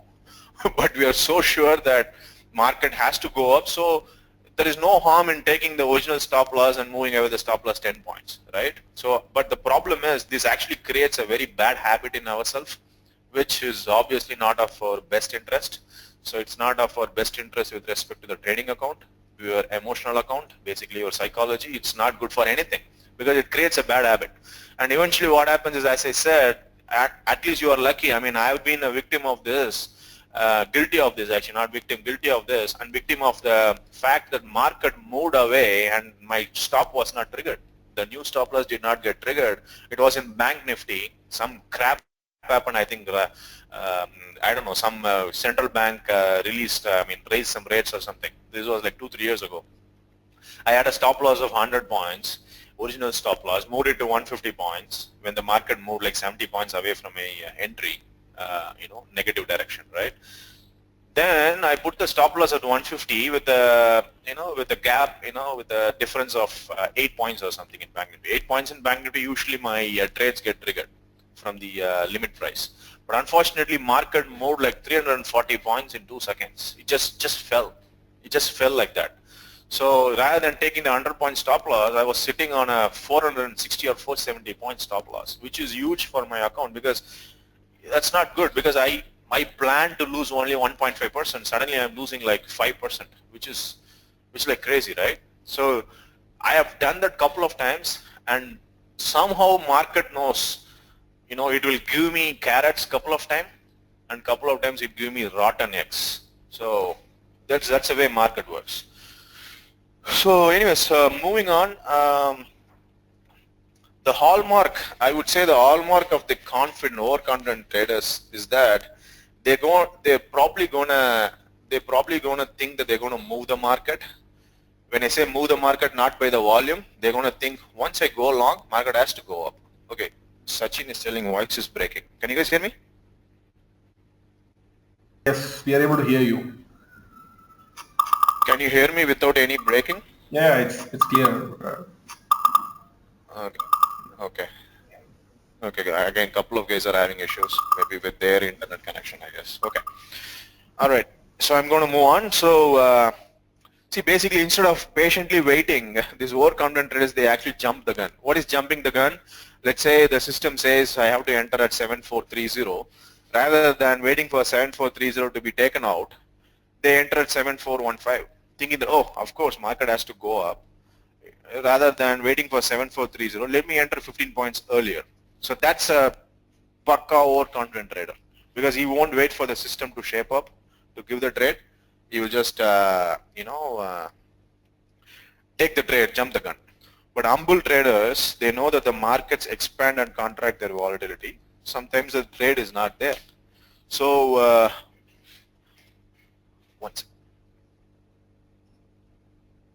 So what they do is they just wait for the trigger to actually come up, and then they take the trade. But usually the overconfident traders, they jump the gun. That's the first point. And another trait I have seen with overconfident traders is, again, I'm not stepping on anybody because I know certain people can do that. I can't do that. That does not mean that others cannot do it. But this is a very common trait. Overconfident traders try to catch the bottoms and tops of the rallies and declines, the trends. Basically, they try to catch the bottom and they try to catch the top. The reason is because they're very confident on their analysis. It's basically going against the trend. The trend is down, and if you're trying to catch the bottom, basically you're trying to go long at the bottom, which is completely against the trend. So overconfident traders, common trait is basically catching bottom and top. And another thing is overconfident traders overtrade. The reason is they fear missing opportunities more than they fear losing money. I'm going to repeat what I said. They fear missing opportunities more than they fear losing money. Okay. So there is only one antidote for this. You have to have a rule-based trading, and you need to have an intensive mental rehearsal of the trading rules. So what do I mean by mental rehearsal? I want to sit on this for a couple of minutes. Mental rehearsal is basically it's a proven technique. I don't know whether how many guys have seen the Zerodha interview. I talked about a book called Psycho-Cybernetics. This is a technique which has been used by almost all the professionals. I mean, a lot of people don't talk about it, but some people talk about it, and it has been recorded. Basically, we have to clearly see ourselves, what we want to be, what we achieve, what we want to be in a couple of years or couple of months or couple of weeks. If we can't see ourselves in our brain, it can never materialize in reality. That is the whole concept of this mental rehearsal. So I used to do a lot of mental rehearsal. Even now I do it, but not on a very consistent basis. But I used to do every day. What I do is I visualize myself taking a trade. I visualize myself sticking to stop losses. I visualize myself being calm when the trade is on. I visualize myself sticking to the position sizing. I visualize myself I visualize the markets moving out of my break-even point, going towards my stop loss, taking my stop loss, and still I don't get really agitated, angry or frustrated, I keep calm. I know that this is just one trade. The next trade is independent of this trade, so I don't have any bearing of this trade's result on my next trade. So I visualize all these kind of things, and then I know that takes like 20-30 minutes. There's a very specific process to do that. I don't want to get into details. So that kind of mental rehearsals might work for this kind of over trading problem. And another problem is it is best to think what kind of scenarios can go wrong. For example, your internet connection can go off. Yeah, your internet connection can go off, and your broker's terminal can go off. Your system can crash, and the broker is not picking up the calls. Your cell phone signal is off, and you cannot close your trade. So a lot of what if scenarios can happen.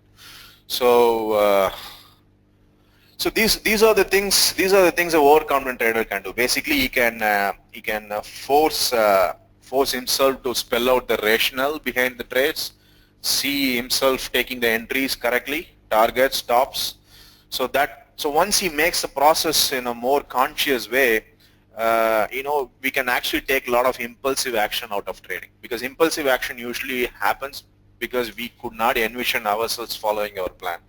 So that is one way of counteracting this overconfidence. I hope I made sense. I don't know. So are you guys with me here? Because I covered a lot of stuff which could seem theoretical, but the awareness is very important. Once if you don't have if you don't actually get aware that we have a problem, then we can't fix the problem. See, if I don't know, it's like a blind spot, right? If I don't know there is a car in my blind spot, obviously there is a chance that I might get into accident if I steer my wheel away towards a direction. So this awareness is basically taking out the blind spots. So that is the reason I am going through a lot of pain. To cover all these biases and the roadblocks and all those stuff. Okay, it's 11:35, guys. So as I promised, I'm going to take a 10 minutes break. I'm going to keep the screen on, but I'm just going to mute my screen. So hope you guys can come back after 10 minutes and we can. Sri is telling Bruce Lee used to see his moves before, and absolutely, man. Sachin Tendulkar used to do that. Gary Sobers used to do that. I'm sure a lot of cricket fans are here. Gary Sobers used to do that. Alan Border used to do that. Wasim Akram used to do that. Wasim Akram actually sees himself pitching the ball in the right spots. Can you believe that? Michael Jordan is a big fan of psycho-cybernetics. Michael Jackson is a big fan of psycho-cybernetics.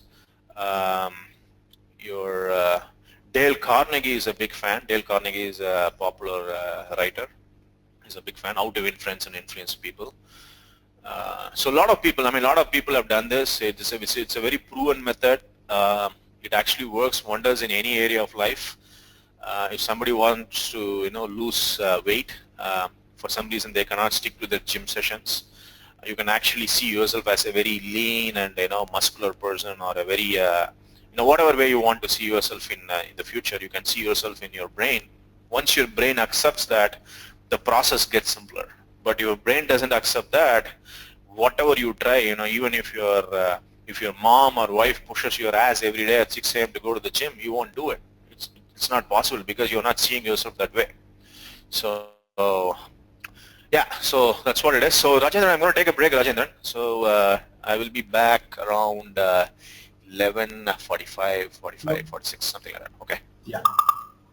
I'm going to mute. Okay, guys, I'm back. Can you guys hear me? Yeah. Okay, perfect. Okay, so moving on. Let me do this. What should I do here? Just put an escape.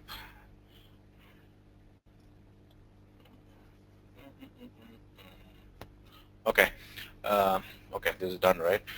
So yeah, I just want to touch base on this overconfidence and perfectionism and ego. See, if the emotional signs of perfectionism are anger and frustration, and the emotional signs of ego are euphoria and depression, the emotional signs of overconfidence are impatience and impulsivity. So hope you guys are clearly in line with this. So basically perfectionism, emotional sense or anger, frustration. Ego is euphoria and depression. Overconfidence is impatience and impulsivity. So hope we are all on the same page on that. Okay, so I'm going to actually wrap up things fast here because I want to take a lot of questions. So that is where I think the real meat of the session would be. Okay, the psychological reasons for lack of discipline.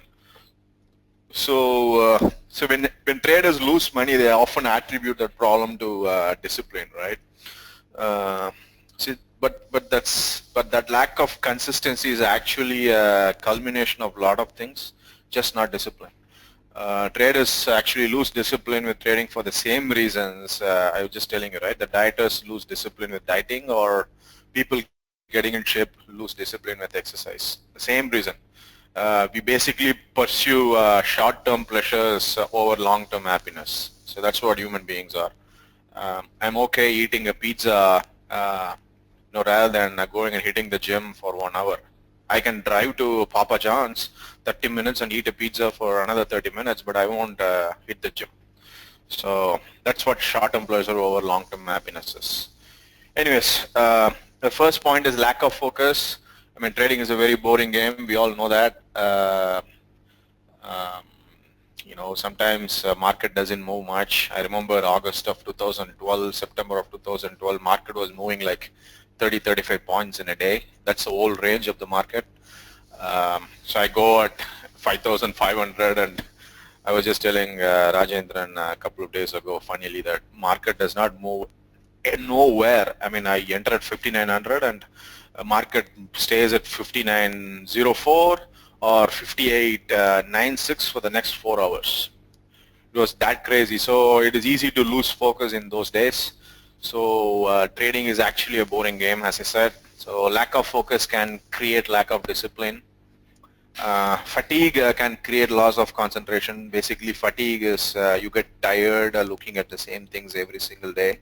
So that can create loss of concentration. I mean, a lot of people can relate to these things with their jobs too. So you get fatigue in jobs as well. Because the watching screen hour day in, day out is not easy. It definitely creates fatigue. And then overconfidence, obviously, which usually follows after a string of successes.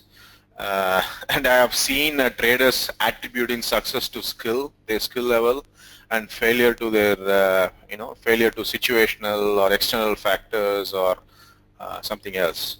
But when they make money, it's their skill. When they lose money, it's it's somebody else's problem. So when a string of random wins occur, it can obviously make the trader overconfident, and it can steer the trader from their trading plans, maybe by, as I said, maybe trading frequently or increasing their position size. That's what happens usually. Unwillingness to accept losses. Yeah, this is a big one. Actually, everybody puts a stop loss. I mean, almost all the people I know, they know what stop loss is. At least some people, I mean, very few actually have mental stop losses. I mean, they were able to execute their mental stop losses to the dot. So somehow they have stop losses, either in the system or mentally, right? So almost everybody asks that. Then why should we even talk about this point of unwillingness to accept losses? The thing is, we actually put the stop loss into the system, but we don't actually accept it mentally. What do I mean by that? See, basically, let's say the stop loss is 20 points, and it's, I'm not getting into the lot sizes. I'm just saying it's, let's say, 2% of your account size, right? We know that market can actually move against you and hit the stop loss and take our stop loss out, but still we secretly hope that this should not be a losing trade. We hope that this trade has to be a winning trade, because I have to buy my onions, I have to pay my electricity bill, I have to show to my wife, my mom, my brother that my trading is going successful, and I have to tell to my online virtual friends who doesn't care about me anyways that I am a winning trader. So all these things creep up, and we don't want to accept a loss as a loss mentally. even though we have a stop loss. So that actually affects our emotional wealth. So I want to touch base on that. And loss of confidence in trading plan strategy. So basically it has not been adequately back tested. That's what it means. It is difficult to tolerate even normal drawdowns, if you don't have confidence in our methods. So that is the whole point. And this confidence cannot be derived from just self-talk or positive talk. It cannot happen. Rather, it's a function of testing our methods, both historically and real time, and seeing in our own experience that it really works. And when I say real time, I'm not talking about demo trading. Demo trading versus real trading.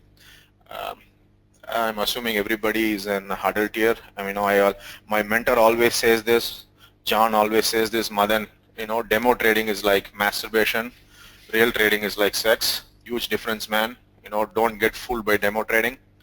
It's not real, because the real emotions kick in when we do real trading, when we put the money online.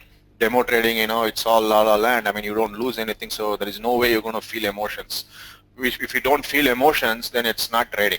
Because trading, you have to feel emotions, and you have to make sure that the emotions emotions should not hinder our performance. That's the whole idea of trading, right?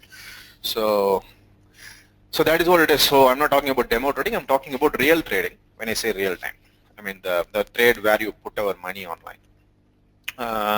Trading positions that are excessive for account size. So this is a funny thing. I have seen people with 1 lakh trading. Recently I was hearing that somebody with 6 lakhs account trading 3,000 shares of Nifty. That is like, I don't know how many lots. 3,000 divided by 75. How many lots is that, Rajendran? Can you help me out here? Give me a second. That's like 40. Yeah. 40 lots. 40 lots. Yeah. Probably. Okay. Yeah. 40 lots. Exactly. So. Rajendran, come on, man, 3,000 by 75, you should be able to do it. You have kids, you have to teach them mathematics, buddy. You better be ready. Okay. Anyways, so 3,000 divided by 75.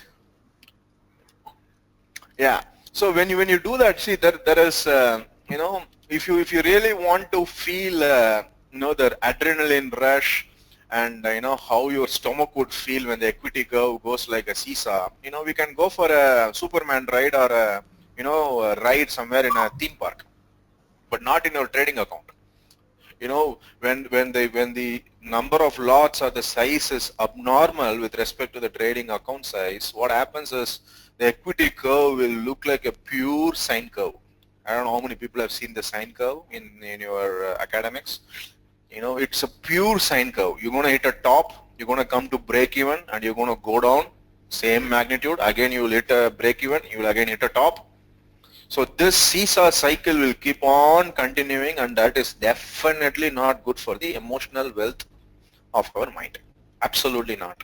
So we have to make sure, see, I always tell this, it's as important as, protecting your trading account, as protecting your emotional wealth. We need to protect our brain, we need to protect our emotional quotient well. If we don't protect there, obviously it will reflect in the trading account. So if our emotional wealth is really good, our trading account will grow, it will grow. There is no question about it. It's a matter of time. It's a question of, when, rather than whether it's a question of how trading account will grow. But if your emotional wealth is not good, the trading account will reflect that. There will be seesaws, there will be underwater drawdowns unnecessarily. We will make mistakes, and the circle continues and the cycle continues. Okay, personal expense pressure. So this is one of the, I think this probably, one of the main reasons behind a full-time trader going bust or going back to his job or going back to his previous profession. The reason is they don't have sufficient backup. They come into trading and they don't have 3 to 4 years of backup for for their personal expenses. They trade, they take a trade, they want to make 3,000 rupees today because the electricity bill is 6,000 rupees, so they want 2 days of profit there. So everything is equated to the expenses. They have a EMI on their house, or they are in a rental house. Their rent is 30,000 rupees. So they want to make 5,000 rupees per day. So 6 days I make money, I can pay my rent. 2 days I don't make money, I will eat only bread and egg. I will not eat any vegetables. So when we equate all these kind of things, the expense pressures actually surmount to a unimaginable level that we keep on taking our profits early. Again, see, I'm connecting the profits early thing here. So we keep taking our profits early. We don't want losses. Even though we put stop loss, we don't want losses. We don't accept losses as a regular part of trading. Everything boils down to the personal expense pressure then. So this is how this personal expense pressure gives a jolt to our lack of discipline. Okay. So now moving on. No clearly defined trading plan strategy. I'm sure everybody here has a trading plan strategy, but there are some folks who don't have a defined trading plan. So when we don't have that, obviously there is no benchmark, or there is no kind of benchmark where we can measure our discipline against. So if there are no rules, with what kind of benchmark we're going to measure the discipline? There is no way. So no clearly defined trading plan is probably it's a no-brainer point. If you don't have a plan, then there are no rules. If there are no rules, then there is no way to measure the discipline. So lack of discipline or disciplined person, we can never make sure if we don't have rules. So that's that. And dealing with psychological issues, focusing on process goals rather than money P&L. This is probably the last slide, I guess. Let me see. Yeah, I think so. Yeah, focusing on process goals rather than the P&L. What does that mean? See, traders usually like to set goals. Nothing wrong in it, but unfortunately, the monetary goals they create unnecessary pressures. So more effective goals would be on the we can probably focus on the process of trading, such as limiting losses to let's say 20 points, or trading until the trailing stop is hit. These are all process goals. So we can measure the process goals. We can see whether we have executed the goals properly rather than focusing just on P&L. So that might help a little bit with the psychological issues. Next is tackling risk incrementally. What does that mean? How do I say that? Basically, see, risk places a psychological glass on situations and greatly increase the opportunities for performance pressure. We are actually welcoming the moment we actually increase our risk, or the moment we increase our risk abnormally, we are welcoming performance pressure on ourselves. No question about that, right? It's as simple as this. How many people watch cricket here? I can, because we are all Indians, I think it's running in our blood. So I can probably take a cricket example. Let's say first few overs of the match has just started. I mean, we are just chasing, right? India is chasing, let's say, and Australia has set target of 300 runs. And the first few overs, Shikhar Dhawan is, hitting a boundary, or Rohit is hitting a boundary, does not matter. I mean, it's all good for the asking rate. Hitting a boundary does not really matter. You can still play slowly. But remember the same pressure what the player would feel if there are only 2 balls left and 4 runs to go. Think about the same boundary. It's the same boundary. The player is going to hit the same boundary, but the amount of pressure the player will go through in that ball versus the ball which he faced in the first few overs, completely different. The reason is the situations are completely different. See, in the first few overs you have a lot of time to catch up, but in the last over, when there is only 2 balls left, there is not much time to catch up. The pressure kicks in. So that is what it is. So when you are not tackling the risk incrementally, if you have not kept up with the asking rate, obviously hitting 70 runs in 4 overs is going to be a daunting task at the end. The same way, if somebody is trading only 1 lot and they try to increase their size radically, let's say, and then they find out that the trade which worked with 1 lot is not working with 10 lots, it's obviously the pressure that has made the trader reduce his performance. So whenever you move up the size, let's say if you're trading 5 lots, you're moving up the size to 10 lots, you're just doubling up because your account size has doubled up. Remember this point. You're going to hit a performance pressure. You're going to hit a performance ceiling. So when you don't increase the risk increment rather than going from 5 to 7 to 7 to 9 to 9 to 10, if you do 5 to 10 to 10 to 20 and 20 to 40, the performance pressure will mount up exponentially, just like the way we are increasing the lot size, and that will affect our performance eventually. So next point. See, these are all things which we can avoid, so that the psychological issues will not creep in. That is the whole point, agenda of this slide. Losing trades are a natural part of trading. I mean, we all know that. I mean, I don't want to keep on reiterating like a parrot, but the point is, if we don't accept losing trades, then it's going to be really a difficult task to be in this profession. And the more we announce the trades in online forums, the more we feel the pressure, because the need to be right bias kicks in, remember? So that is how this whole thing is interconnected. So it's better to avoid posting your trades. I know some people who like to educate and teach other people. Yeah, the noble cause is there, I understand, but for the sake of it, once until you attain a level where posting trades does not hinder you, for me it is like a place where you are not depending on trading income anymore. You have like 5 crores of FD set aside. FD, I mean FD, not in your investment portfolio, FD, so that you get like 50 40 lakhs per year out of just FDs, which can take care of your expenses. Then you can afford to do all kinds of mistakes here and there.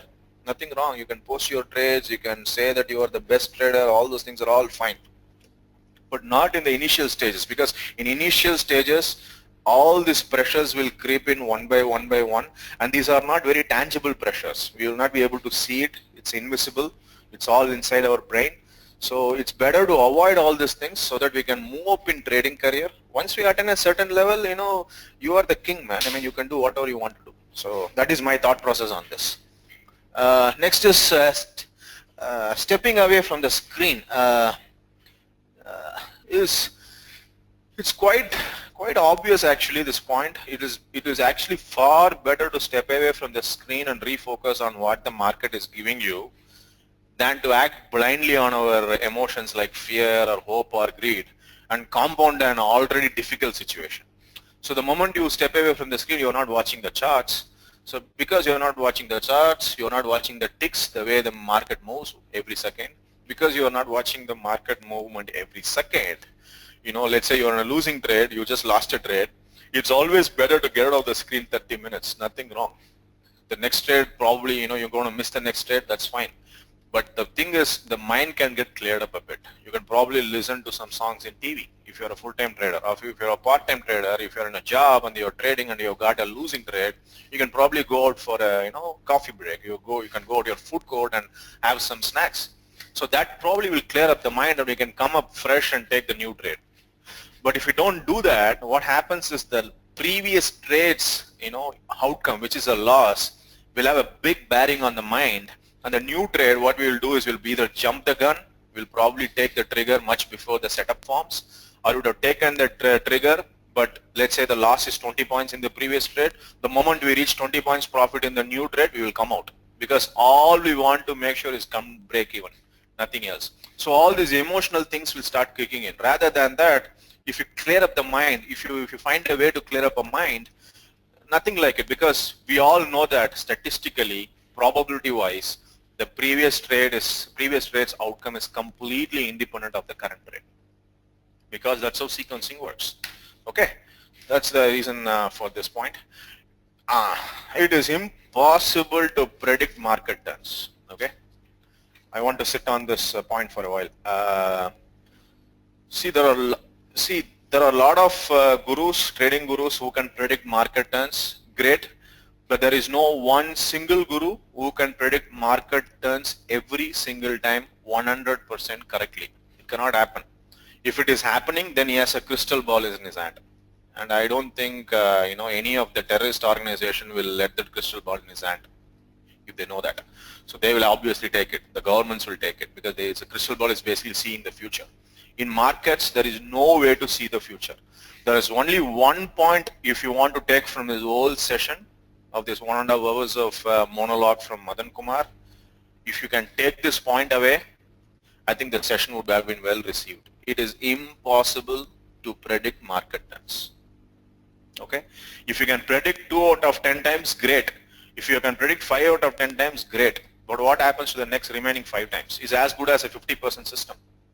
But unfortunately, the prediction game will kick in a small thing in our brain, which gives overconfidence. We think that, oh, I have figured out the market, man. I am the great analyst, plus trader too. So when I know where the market is going to bottom out, or when I know where the market is going to top out, I'm the king. So rather than putting 100 lots of Nifty, which is my usual size, let me put 200 lots and make double the money. Why not? So all those overconfidence things kick in. So the moment we understand it's impossible to predict market turns, it actually serves our best interest, which is to protect our trading account and our mental quotient. Okay.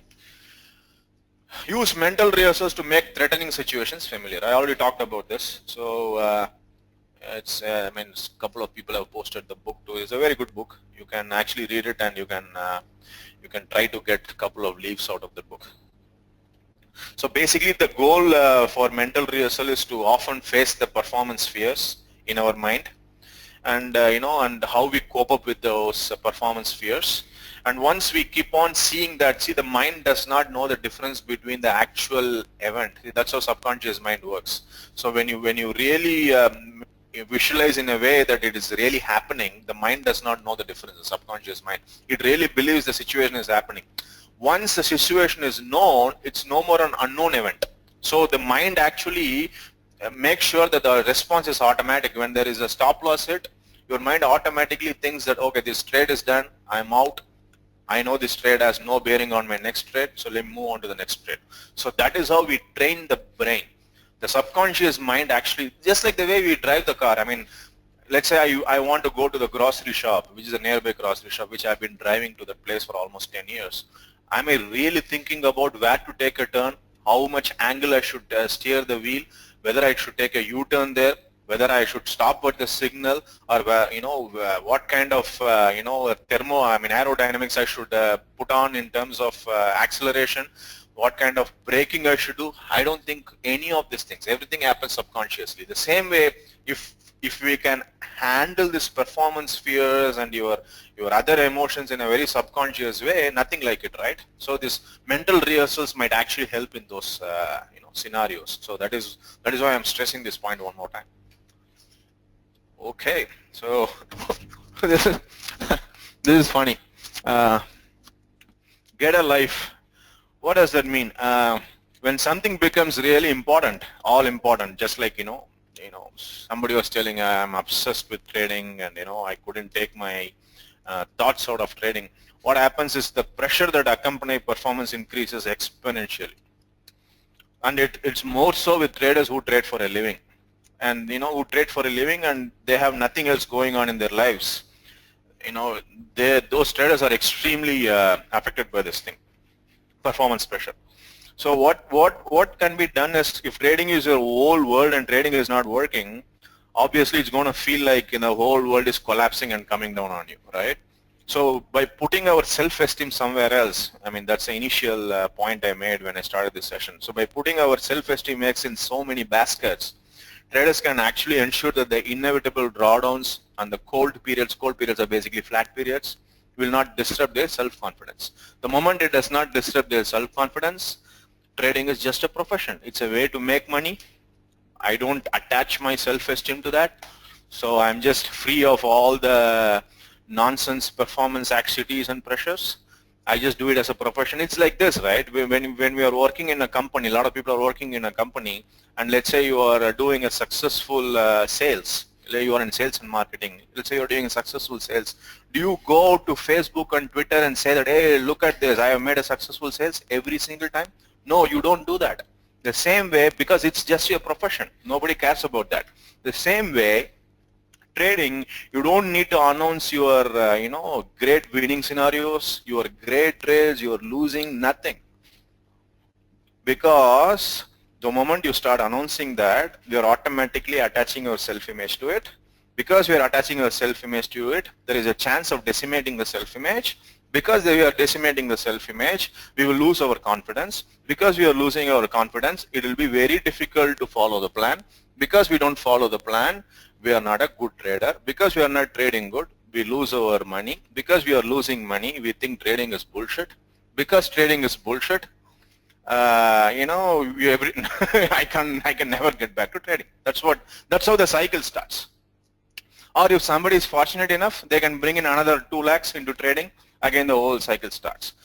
As long as we don't detach our self-image from trading, this cycle is keeping on gonna repeat. All right, so that is what it is. Done? Okay, cool, man. Okay, guys, so let me start now. So let me go and okay, so I want to know how the session was so far. I mean, I know it was like, it was not very interactive, but at the same time, I want to make sure that, we are on the right track and you are able to understand my my poor choice of English words. I'm not very good at English, but I just want to make sure that we are on the right track and we are going on a flow.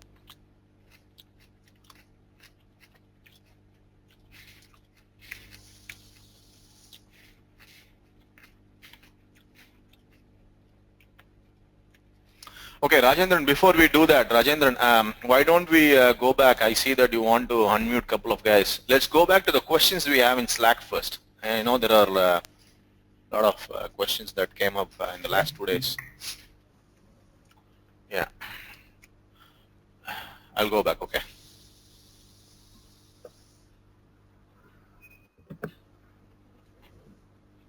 Okay.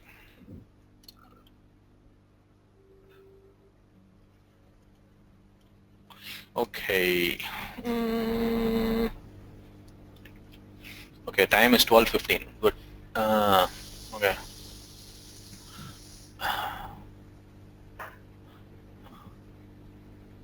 Okay, Milind says, my biggest challenge is my mind. I do mostly option trading for out of money, and for 2 consecutive months I had 100% hit ratio, more than 15-18 trades positive, but then it made me take unnecessary risk in this trade, and where there was time to take stop loss, I actually doubled my trade, okay, and ended up losing many times the gains done in last 2 months trade. Since then I've decided my max loss and I take position size based on my master strip. Oh, okay, good. That's not a question. Okay, Rajendran has asked a question. Is revisiting the stops against our trade is a wise decision? Obviously not. I done couple of times and market again came down to hunt the stops. I thought of not to revise my stops against my positions henceforth, but whenever market moving against my position, the thought arrives.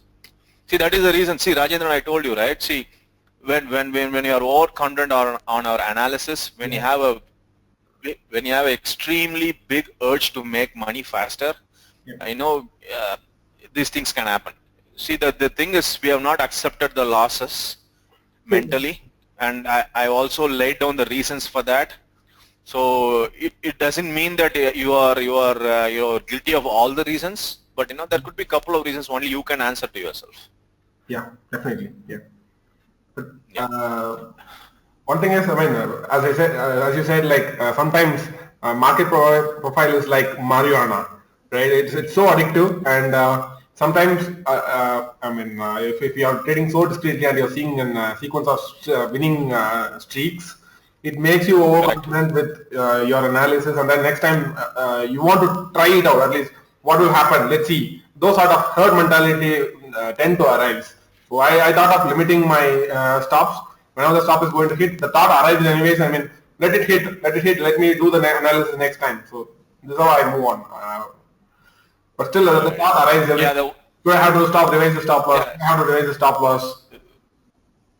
See, the thought will keep on coming into the mind, but you have to think that you have to weigh the differences between following your plan versus not following your plan. Whether following your plan has made you come from where you were to the current situation, or not following your plan have made you come from where you were to the current situation. That's the whole idea. Yeah. So the moment we ask that question, whenever the thought creeps in, I mean, it's actually better to actually stick that question near your monitor, and whenever that thought creeps in, you should say, Rajendran, are you stupid? Please follow the plan. No, it's basically you're reading it to yourself. Yeah, of course. Yeah. So, no, I'm not calling you stupid, Rajendra. It's basically the question you have in a monitor. Okay, so nothing wrong. It's a very personal question, but you know it actually brings you back to you know the common sense thing. So which is good. Yeah. Okay, the next question. How to be consistent? Can you please cover on this? I mean, the first question before being consistent is, are you consistent in following the plan? If we are not consistent in following the plan, then there is no way we can be consistent with making money. Absolutely not. But if you're consistent in following the plan, then you know still you're not making money, then we have to go back whether you really have an edge in the market. If you don't have an edge in the market, any kind of discipline, any kind of psychological management will not help us. We need to have edge in the market. Okay. How do you train yourself to do what you see and not what you think the market will do? That is, my rules might say it's a buy, but since the overall market is down, I'm scared to take the trade. How do you train yourself to cut off from the market noises? Okay, DRK, you know, switch off your TV. I know people watch TV while trading. Block twitter.com through your proxy, your antivirus proxy server, whatever you call it. Block it, firewall, yeah. Block it, block twitter.com. And I would say even block, you know, if you're going to forums, block that. All you can do is google.co.in. Other than that, you should not be able to go to any website. Once you block internet, websites and TV, automatically you will see only what you have to see. So that is what it is. How do I stop thinking about trading all the time? Yeah, this is what I was talking about. Manage derivatives. How do I stop thinking about trading all the time? I'm literally obsessed with trading. See, the thing is, as I told you, manage derivatives. If you put our self-esteem backs and the recognition backs into trading, the X into trading, then it's a problem. Because then we get obsessed with trading because we want to make sure that we win it. Nothing wrong. See, the problem is this, right? A lot of common wisdom says that, you know, you should get obsessed with your work. You know, you should not think about anything else and all those stuff. But that is only to a certain extent. Especially in trading, what happens is the more you think about trading, I mean, it's good in the learning phase, but after that, what happens is we get obsessed with it, and you know, I'm sure you are not married because I think I talked with you in a private message. So let's say you get married, or your wife will not you know, really appreciate that point. I still remember talking to a guy based from Delhi. You know, he was basically a very big commodity trader when MCX opened. But you know, the moment he was telling me that, you know, the moment you get obsessed with trading, what happens is, you know, your relationship with your loved ones actually go haywire. So all this intangible issues creep up, which is not good. So it's better to focus our competitiveness and, you know, our ego satisfying activities outside of training. When we do that, automatically the obsession will go down. Of course, your passion will stay back, but the obsession will not be there. See, obsession is a mental, you know, it's some kind of, you know, some people say obsession compulsive disorder. It's called OCD in behavioral psychology. So obsession and passion, there is a very thin line. So the moment we cross that line, then, you know, we strain relationships, we strain our health, we strain our wealth too sometimes. But as long as it stays as passion, it's all good. Okay. Why do people jump from one system to another? Okay, one, they think there is a holy grail. They think there is a 90% 1:4 reward to risk ratio, I mean risk to reward ratio system. Second, they don't believe in actual screen time.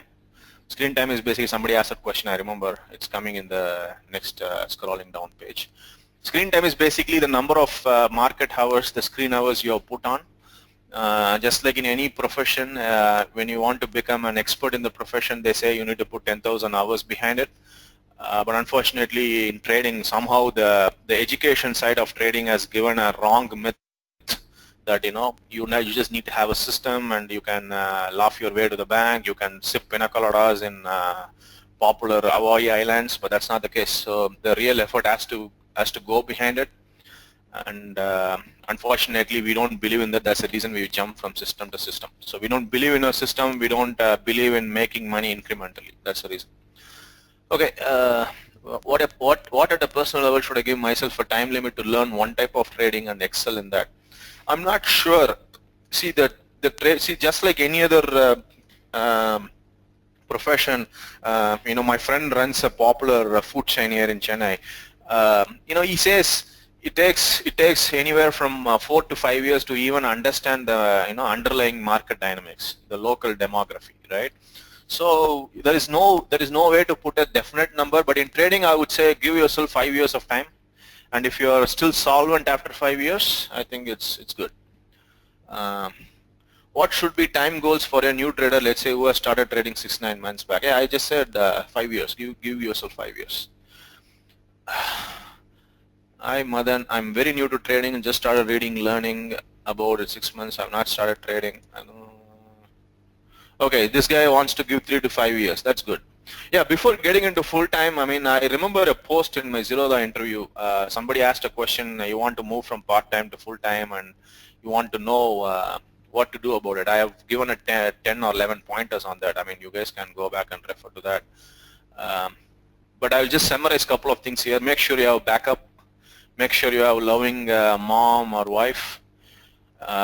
If you don't have that, if they don't support you, if you're unmarried and if your parents does not support you, or if your loved ones are not supporting you, it's very difficult to sustain in this game, in this profession. And if you want to make consistently money for 2 to 3 years before you start full time, yeah, that's a good idea too. Because now you know that you have what it takes to being consistent. That's good. Okay, next. Let us know your thoughts about revenge trades. I talked about it. So revenge trades happen for a very specific reason. Mentally, how to project myself to society. Entire family is not happy about my profession in trading. Sometimes we feel very lonely in this career. Is it normal? Or maybe one-off case that my family, friends, social circle doesn't have much people supporting stock market. See, simple, Shankar. Everybody thinks that stock market is pure gambling, just like lottery buying, or your slot machine in a casino. So they don't think that there is some kind of probability involved and there is some kind of mathematics involved in trading. They don't believe in that. It took me years and years to make my in-laws understand that this is also a very decent profession. This is also a profession where you can make money. Forget about my in-laws. It took me a lot of time to convince my mom. So it was not easy. So you're not alone. Our boat is full of people like you and me. So don't worry about it. They see the simple thing you can do is start making money in trading. The moment you start making money, the moment your lifestyle goes up, the moment you flash few new things to their eyes, automatically their mouth gets sealed. So you can't really beat that. So increase your lifestyle a little bit, that's fine.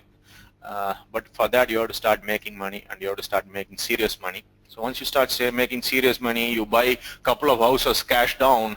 I want to meet your relatives and I want to talk to them about that. So let's do that. Okay. Great question. Well, I also seen a friend of mine not being able to get married. Obviously, let's say I have a girl, who wants to get married. She's 23, let's say, and I'm going to give it to give her to a guy. Obviously, I'm going to have questions about the longevity of his profession. So this profession has very short-term span for a lot of people. So, I want somebody who makes consistent income, obviously, or somebody who is settled in his business, self-employed. So if that, if 5 years, would you be able to show it proudly? That's the question. So that's just put yourself in their shoes. Consistent trader, if you're already making money, nothing like it. So that you're paying advance tax every quarter. I mean, what are you talk about? So the question is moot right away. Okay.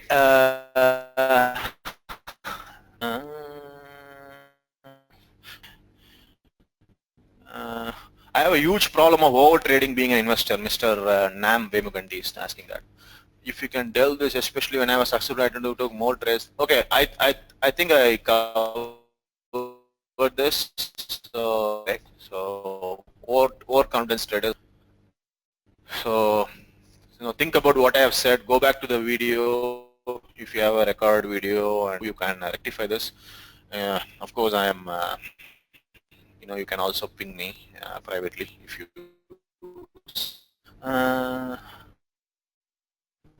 Okay, this is my question. Okay, good morning all. Okay, what time are we starting? Okay, can we use, okay, Madan, do you use MP? What's your trading style? No, I don't use MP. My trading style is price lows, virtual high, virtual lows. I don't have indicators. I don't have moving averages. I mean, but I don't want to include another parameter in my decision-making systems. It's all completely a very, record number of points in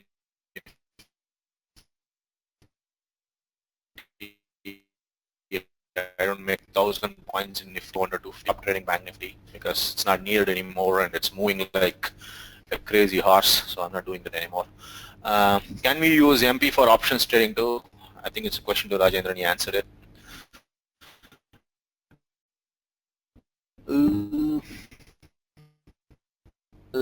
How many years you spent learning full-time trading? Sachin, see the I was telling you, right? I worked from home for almost 3 years, so I had a lot of time with me. So I wouldn't call it as full-time because I was making money too, right? I mean, I was having a job. But I would literally consider me as a full-time with respect to the number of hours I was putting. I was putting like 6 to 7 hours a day. So I think it took me almost 3 to 4 years before I turned into full-time. See, when I moved back to India, the currency conversion also helped. So I made some money in US, right, by job. So currency conversion on rupees like today. So. But it was good, so I made some money, so I had some money to come back to. And I never worked in India, by the way. 2002 I graduated. My undergraduation has been, I think I graduated 2002, yes. In 2002 I left the US that fall, and 2009 I came back. I never prepared my resume here, and nothing, I mean, it just happened that way. Yeah. Okay. Yes. Is CC the one who wrote Mastering the Trade? Yes, Nam. Yeah, John Carter. Yeah. The two charts says they were underwater for 2 to 3 years. Done. You said for and their ways. In reality, we should. Yes, absolutely, Shankar. Yeah. So when the more and more we are into this, I mean, I'm not talking about a decade trader or 2 decades. If you let's say you are in this for let's say 30 years, you're gonna have a dull and lull period for 2 years, 3 years, just like that. So. And he's a trend follower, by the way. The people who know Bill, he's a trend follower, and trend following system seems to have this because market goes on cycle. It just goes on a range, and you get whipped. So whipped like a fresh cream. So that's where we should be prepared. Yep. Okay, I'm going down. At the end of the training or later, can you give the name of books in your? Oh, okay, yeah, I'll do that later, man. Yeah. Mental accounting discussion. Okay, if I have missed any of your question, just retype it. I'm just going down, keeping on going down in my other system. 1,000 trades, good number to backtest. Oh yeah, I think I answered this. Yeah. Okay. Okay.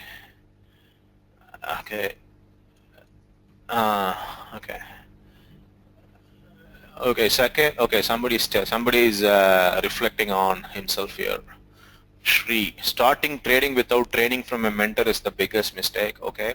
See, the problem, Shri, is where are you going to find the mentor, and what incentive a mentor has? See, if a guy is really good in trading, I mean, I'm sure he's not looking for your compensation, right? So, he has to know you, obviously. Otherwise, he's not going to interact with you. So he has to probably should have met you a couple of times in person, and he or she should probably feel that you are a trading material. So his time is probably will be well spent on carving your rough edges. So you should feel all these things. So finding a mentor in any profession, I mean, when you get into middle management in companies, Fortune 50 companies, obviously they assign a mentor to you right away. But that's not the case here in trading. Nothing happens automatically. So you need to find a mentor, and the mentor should be willing to. I remember talking to some guy about mentoring and all the stuff, right? I mean, finally that guy asked me, okay, I'm just gonna tic-tac your system, and whatever trade you take, I'm gonna take it for the next 2 months. I said, oh, forget it. I thought I can talk to you about some real stuff, but that guy wanted to just tag my system, and what is he going to learn from it? Nothing. So finding a mentor is difficult, and making sure that the mentor accepts your request is much more difficult. So yeah. And second mistake is not to go for small wins instead of going for home runs. Okay. I don't know what that is. What is screen time? Screen time is basically the number of hours, you put. It's like number of hours you put on. Let's say you are an IT developer. The number of hours you put on coding. That's screen time for you. So missing opportunity is more painful than losing a trade. Absolutely, yes. That's one of the biases we have. Can you please type book name? I think people already gave it. So okay.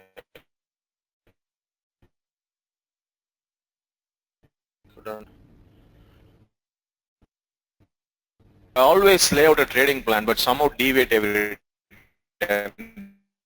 The reason is you don't want to make money in an incremental way, or you need the money right away to fulfill your expenses.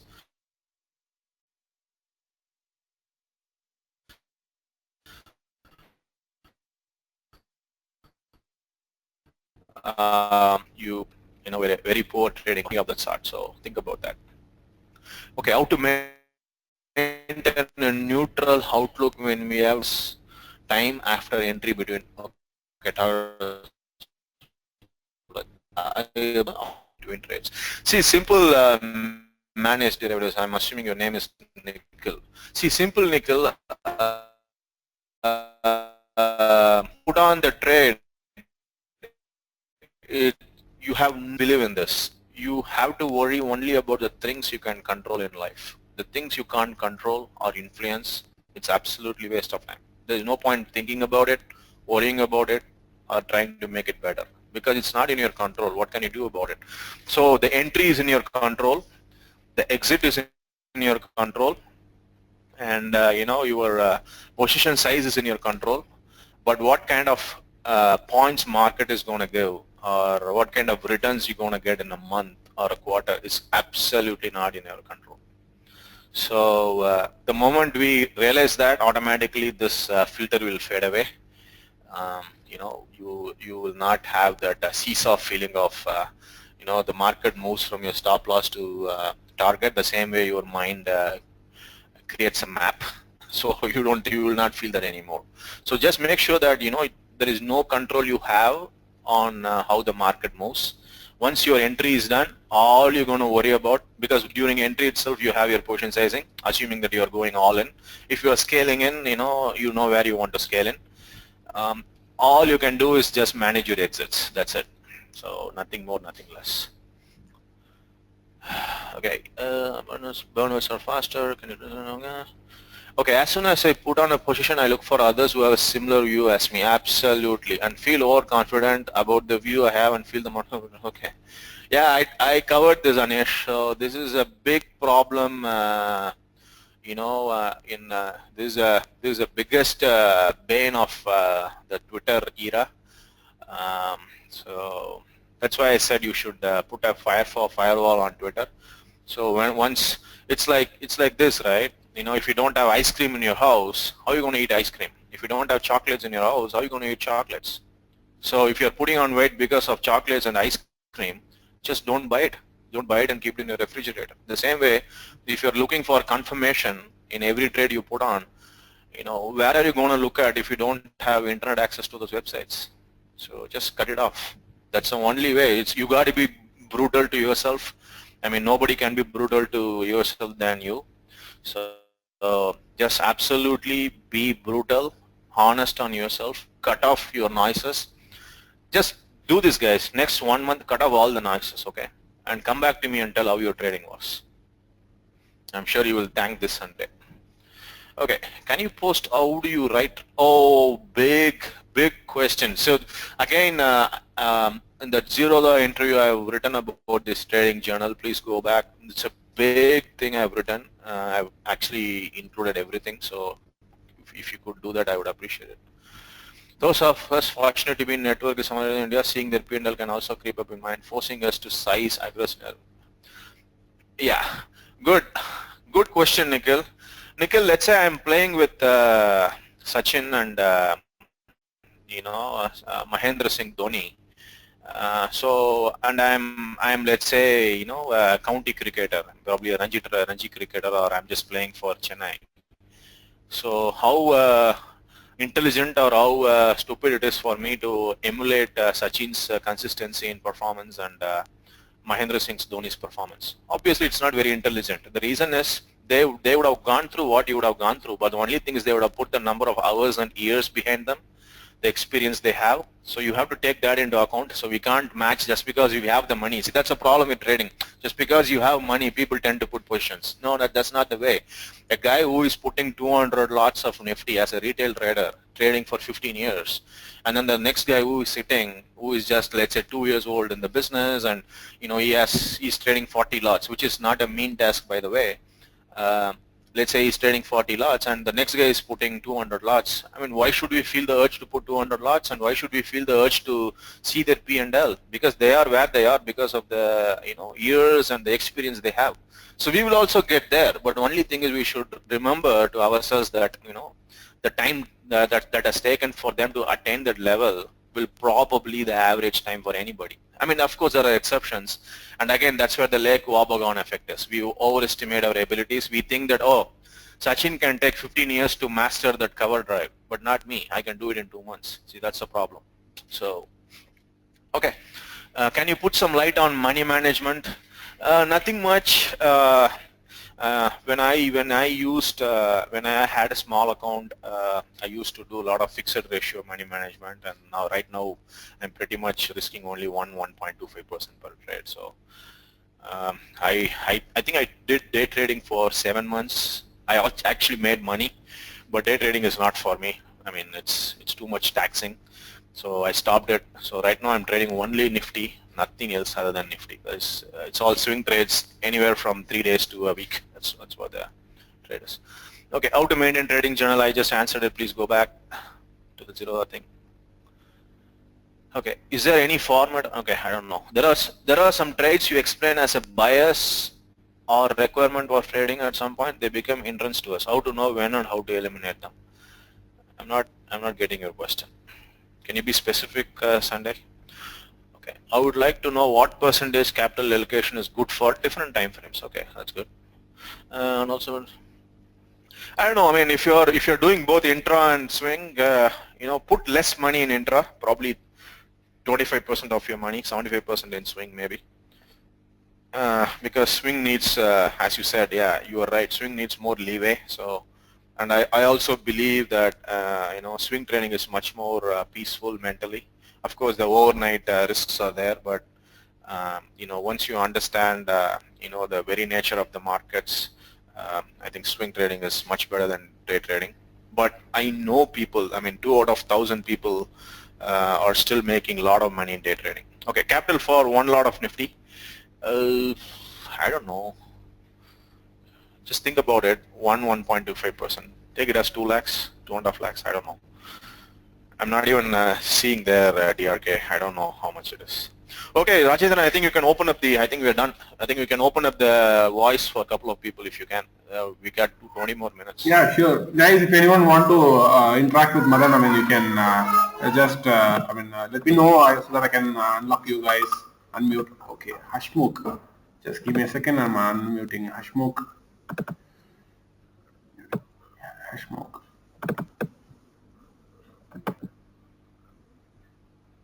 Unmuted. Yeah, Hashmukh is now unmuted. And then anyone else want to? Madan, good morning. Hey, good morning, Yeah, man. Madan, Are you 18 years old? I see 18, 18 and 18. No, actually, I made this email ID at the 18. That's why I just put it on 18. I was just kidding. Go ahead. Yeah. Okay. Just I want to ask you, what kind of psychology you are having when you grab the trades? So just please describe that. What do you mean by grabbing the trades? See, when you identify some particular moment, When I see a setup forming for, let's say, for buying Nifty, what go through in my mind? That's what you're asking? Okay, perfect. Yeah. Okay, so see, when okay, let me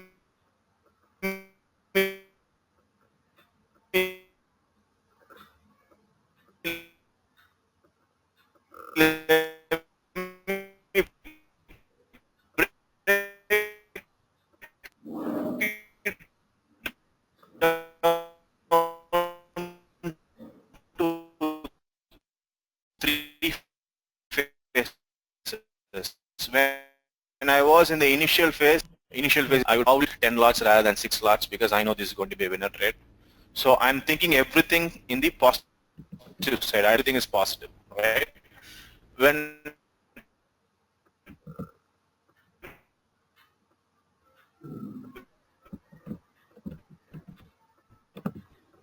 in the second phase wherein I make consistent. This is in my book, okay, in my terms. In the second phase, the trader is consistent, but he's not making big money. He's not able to increase his size. If you don't increase the size, of course, it's difficult to make serious money, right? So he's not able to increase the size. In that phase, probably I'm already an established trader. I don't deviate from a plan that much. Otherwise, I cannot be consistent. In that phase, my psychology would be, okay, this trade is probably going to be a loss. So how do I position size myself? And even if it is a loss, so in the losing, let's say I have 3 or 4 losing streaks before that. Okay, this is the 5th loss. So I know statistically I'm going to have 15 losses based on my system. So this is probably the 6th loss. So I can expect 9 more losses. Okay, this is my second phase thinking. The third phase thinking is where you are making serious money. You are not dependent on trading money anymore. You are just basically building wealth, or you're doing trading just for passion purpose. I know a couple of people, I'm not in that stage yet, but I know a couple of people who are just trading for passion purpose. They are completely, financially independent. So in that stage, I think I'm not in that stage, so I cannot think in that direction.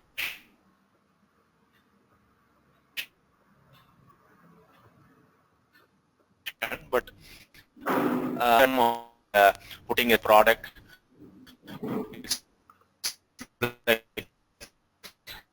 It's like your mid sale, so it's not a big deal. You just the game is just like you. It's nothing to celebrate, nothing to open a beer for. So that's how it is. I hope I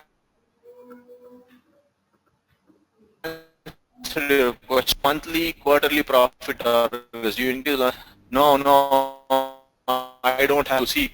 Target setting is, this is my thought process. Again, I'm reiterating the point I said before. Everybody has an opinion. Opinions are like belly button. I also have a belly button, so obviously I will also have an opinion on everything. So this is my opinion. I don't have targets. The reason is the moment we set targets, we work based on that, and market does not work linearly. It works exponentially. So, let's say I have a target of 40 points a day, and the market has moved 100 points or 150 points that day. I mean, who am I to come out at 40 points? Because market is giving me 100 points. So market is, market does not care about our targets. It does not care about whether you have 300 points target or 1000 points target. It will move. Market will move wherever it want to go. Market will move, and it does not care what is my target, what is my stop loss. So I don't believe in targets, basically the point targets on a monthly basis or a quarterly basis, because I just take whatever market gives. If market does not give me anything, I will not beat myself up, because I know there are lull periods, dull periods. So again, everything is correlating to ego, perfectionism, and overconfidence. You guys can see that? You can see that, who's the question? Amit, you can see that, Amit? That's the question. Okay. Loss limits. Like stop trading for the week or month or quarter if you have lost. Yeah, I do that. See, let's say my system says I have a 30% drawdown. When the system hits 15% drawdown, I take a 2 weeks off. Okay, I don't care what the market does after that. Maybe the market would have given me 100% return in the next 2 weeks. That's absolutely fine with me. I don't care, because that's part of my plan. It's been written on the rules, because I need that the moment. I need that kind of break, because I need to clear up my mind. I need to think clearly. I cannot take biased decisions. I cannot do a revenge trade on the market. I don't want to get back even at the market. So that's the reason I want to make sure that is it again some sort of gambler's fallacy, right? Exiting the market after a sequence of winning trades is again similar to. No, it is not. It is not gambler's fallacy. In gambler's fallacy, they don't pull the trigger. They see the market. They still follow the market. They don't pull the trigger. They are actively involved in the market, but they don't pull the trigger. This is not gambler's fallacy. This is basically clearing up your mind. Gambler's fallacy is the guy still sees the market. The only thing is he's scared to take the trade. I'm not scared to take the trade. I want to clear up the mind. Huge difference. Okay. Yeah. Good question though. Yeah. Okay, so yeah, that's what it is, man. So as before, let's finish that up. Like someone else already. As you said, there has to be incentive for the mentor as well. Yes, but how important is it to have a proper group of traders, not to share tips, but introspect. See, Anish, great question. I would say if you have a problem with this industry is, okay, first thing. Show Facebook does not mean that he's made that points with 100 lots. We don't know that. So his position sizing can differ. He can trade only 1 lot, or he can trade only 2 lots. So I would want my mentor to be a real trader who is trading for a living and who is making decent money every month or every quarter, not every month, every quarter at least, or every 6 months, with a decent size. But who is going to be ready to do that? Nobody is going to come out and say, see, I'm trading 250 lots. A guy who is trading 250 lots, he's not going to come into any of the forums. Trust me, he's not going to come. So it is very difficult to find a mentor, but it's extremely beneficial for a trader, a new trader. Absolutely beneficial, no question about it. But is it important to have a support group of traders? Yes, I understand. But the problem is usually the support group of traders should have the same thought process and the wavelength. If they don't have, inadvertently what happens is somebody shows up a chart. They say, oh, okay, I'm going to take long on this. What do you guys feel? The moment somebody asks a question, it involves, it actually hampers our decision. It clouds our judgment. We'll go and look at the chart, and we will think, okay, let's say the chart is nifty and you're trading only stocks. Then unnecessarily you'll bring a rule, okay, if index is going to go up, I think my stock is probably not going to go down, and I'm short. And then you'll close your position. So all these things will start creeping up. So as long as they don't share tips or chart, maybe after the end of the week, maybe weekends you can share charts, that's fine. But as long as they don't share charts online when the market is up, absolutely good. No problem with support group of traders. But what I'm feeling is somehow in the long run, the group of traders motive deviates from what they want to do in the long run. Absolutely, absolutely. They will revert to the mean, and probably the sharing tips and chart and other hidden agendas will open up eventually. So what do you feel about next week movement of Nifty? Oh my goodness, I have no idea, man. Let me know if you know. I have no idea. Won't it not affect the law of average concept if we stop trading on a drawdown base? Yeah, it's a good question, Shankar. Yes, it will affect the law of averages. I understand, but the thing is, it's like digging my own grave. I keep on trading when I have a drawdown of 20%. It's like digging my own grave at 20% of the level. Even though I understand my system has 30% drawdown, at 20% my brain will not work. At least my brain, at least Madan Kumar's brain does not function well. It is completely distorted. So I'll be completely overwhelmed with all these kind of emotions that I will not be able to make a sane decision or follow my plan to the dot. If I don't follow my plan to the dot, it's like digging my own grave, right? I'm standing on my own grave and digging it. So it's like quicksand. I know I should not move a lot. I know I should not rock my body myself, but I still do it, and the quicksand actually grabs you in well. So that's how it is. So, but I understand your question. I see that, but see, this is another problem with a lot of traders. They don't take vacation, man. They never take vacation. They want to be in the market every single day. Trust me, you start taking vacation every year, at least 1 month. Just get out of trading 1 month. Forget about all this law of averages and all those stuff, the mathematical stuff. It is just amazing. Your trading results will show up. Once you are back from your vacation, you are rejuvenated, you think well, you are happy inside, and then your trading results will show up. Absolutely. Okay, how often do you want to review your trading plan? I don't know. I don't know, once a year? Okay, I think I understand I can read between the lines. Probably you're asking, would you review your trading plan when you are in loss? Probably, that's the question. Okay. I don't actually review my trading plan that much, but I journal my trades well. I go through it because it's a serious profession. My money is involved, and this is what is feeding me, right? So every week I have to sit with my journal trades, and I have to see what I have done and how I can build on my positive strengths, winning trades, and how I can cut short my losses. So it's just some kind of self-reflection. So once in a week I do that with my trades, and once in a quarter, I just sit with my trades and then see what I could have done different, or am I going in the right path? So yes, Shankar, the concept is more to keep the mental. Yeah, absolutely. See, I'm a big believer of that. If the mental capital is not right, the account will reflect it, 100%. Okay, adjust your no. It's not adjust my trading plan. The trading plan has not been adjusted in the past few years, I guess. The thing is, there is no adjustment in my, let's say, the entry criteria. Probably the adjustments come in exit. I was telling somebody the other day, I mean, I used to be a system trader, but I'm not a system trader anymore. Basically, what I do is I use a lot of discretion in my exits, and then that is because I just, I just have a kind of system wherein I still stick with my stop losses. Everything is fine. I don't touch my stop loss, but the profit targets, I used to have profit targets that I have taken out. I'm doing some training stop losses nowadays. So yeah. I think you unmuted somebody.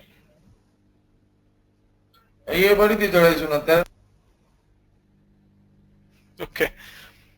Okay, guys, can you hear me? Somebody was speaking in the middle. Okay, what tools, indicators? No, I don't use any indicators, Amit. Nothing actually. Seriously, I mean, I'm not saying this for the sake of it. Absolutely no indicator. It's just 30 minutes candlestick charts, and I don't intend to learn any Japanese anymore. So no Arami, no Ichimoku, nothing. So I have no idea about all those things.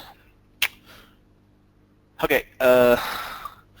Okay, anybody want to ask any question by voice actually, so that Rajendran can unmute? Yeah. Guys, let me know so that I can unmute you. If you're Yeah. comfortable asking questions in the chat, that is also fine. But if you want to ask any Yeah. voiceover questions with Madan, you're welcome. Yeah. Yeah. Okay. So before I leave, I just want to tell you a couple of things. Just it's not like tips or something. It's just whatever I feel. I just want to tell. What do you use for trading? See, it's candlesticks, man. 30 minutes candlesticks, nothing. So that is where, see, the indicators are derived from price, right? So basically, I just trade the price. So price basically are depicted through candlestick charts. It can be depicted through Renko. It can be depicted through point and figure. It's all price at the end of the day. So I use candlestick charts because I like the way this body and the wick looks. Otherwise, I can use bar chart too. Nothing wrong.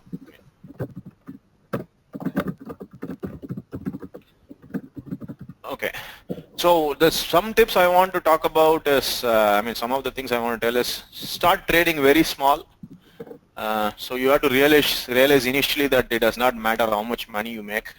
Consistency is more important. Consistent equity curve is important. So once you do that, then you are on the path to a professional trader. Start small. Don't start big. Don't increment in a crazy way. Yeah.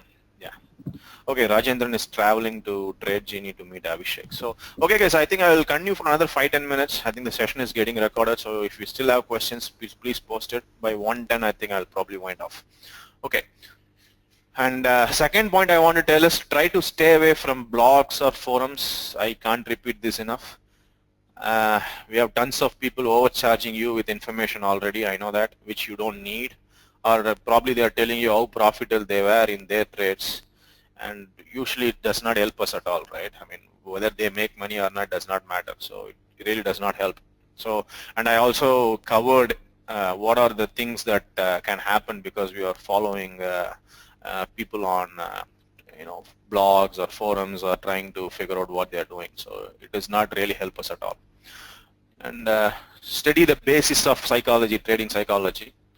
The moment we identify something, the moment we are aware of the problem, then the road to the solution begins. So I think it's better to start identifying the vicious symptoms in our trading, if you know what they are. I mean, I hope this session can opened up. I mean, the session has opened up a couple of your brain valves, which can probably make you think in the right direction. Find a mentor. So find a mentor if you can, someone who knows how to trade and demonstrate you on his thought processes rather than the methodology. Methodology anybody can make it, but we are interested in the thought process. I mean, like the way Ashmukh was asking, it's a very good question. What kind of thought process you go through when you see a trade setup? So this is the kind of question you should ask rather than what kind of moving average parameter you keep. So, all right. Finally, understand that nobody. Okay, this is very, very important. Finally, understand that nobody out there. Nobody. When I say nobody, it includes nobody. Okay, it includes every freaking guy in this world, including Warren Buffett, including Obama, including Narendra Modi, including I don't know whoever you want to call it, Ban Ki-moon, the UN chief. Nobody out there has a perfect system. Okay, if such thing exists, no one is going to sell you because they can actually compound it. Probably they will sell that system for a couple of months, or they will probably ask you to tag you for a couple of months, tip service or something. But other than that, nobody has a perfect system. Even that system will have losing trades. So you have to understand that by following somebody, you're not going to learn anything. You're probably going to have a little bit bigger account size, but in the long run, it's not going to help you because the moment that person stops posting his calls, then you are again left in the lurch. So focus on building your own system. Focus on building how you can be a profitable trader. Focus on building that thought process. Focus on being a consistent trader. Focus on being I won't say emotion-free trader because emotions are very important. Emotion-free trading is a myth. Nobody can trade emotion-free. But only thing is we just need to identify the emotions and understand how they work and understand how we can work those emotions in our favor. So focus on that and focus on building your equity curve very slowly. Focus on building your size incrementally. So that's about it, I guess. Just focus on yourself, focus on your system, focus on making this profession a long-term career rather than 1 year or 2 year endeavor.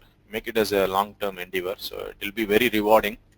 There are a lot of intangibles, after especially if you are an equity trader, after 3:30 there is nothing.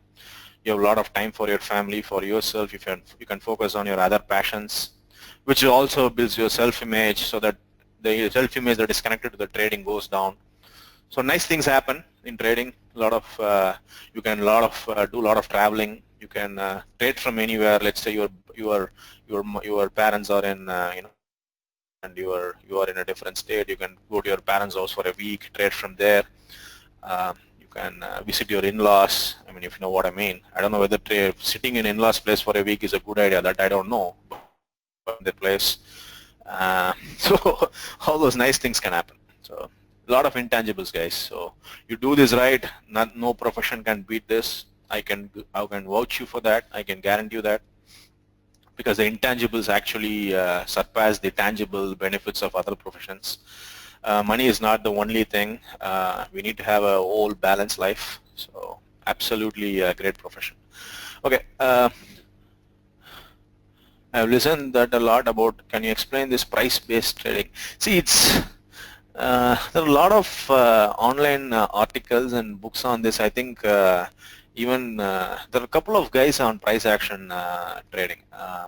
Lance Beggs, yeah, Lance Beggs is one guy, and there's another guy. So price action based trading is basically you just look at the price bars and make your trading decisions. Basically figure out the old trend.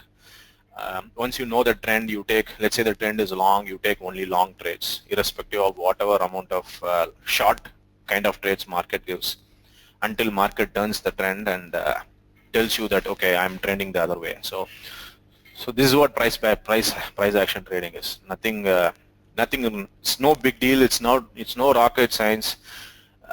Anybody can learn it. Anybody can. And if you're using indicators and if you're making money, it's absolutely amazing. See, there are 1,000 ways of making money in trading. My way is more superior than your way. If I say that, I'm probably the most stupidest person in this world.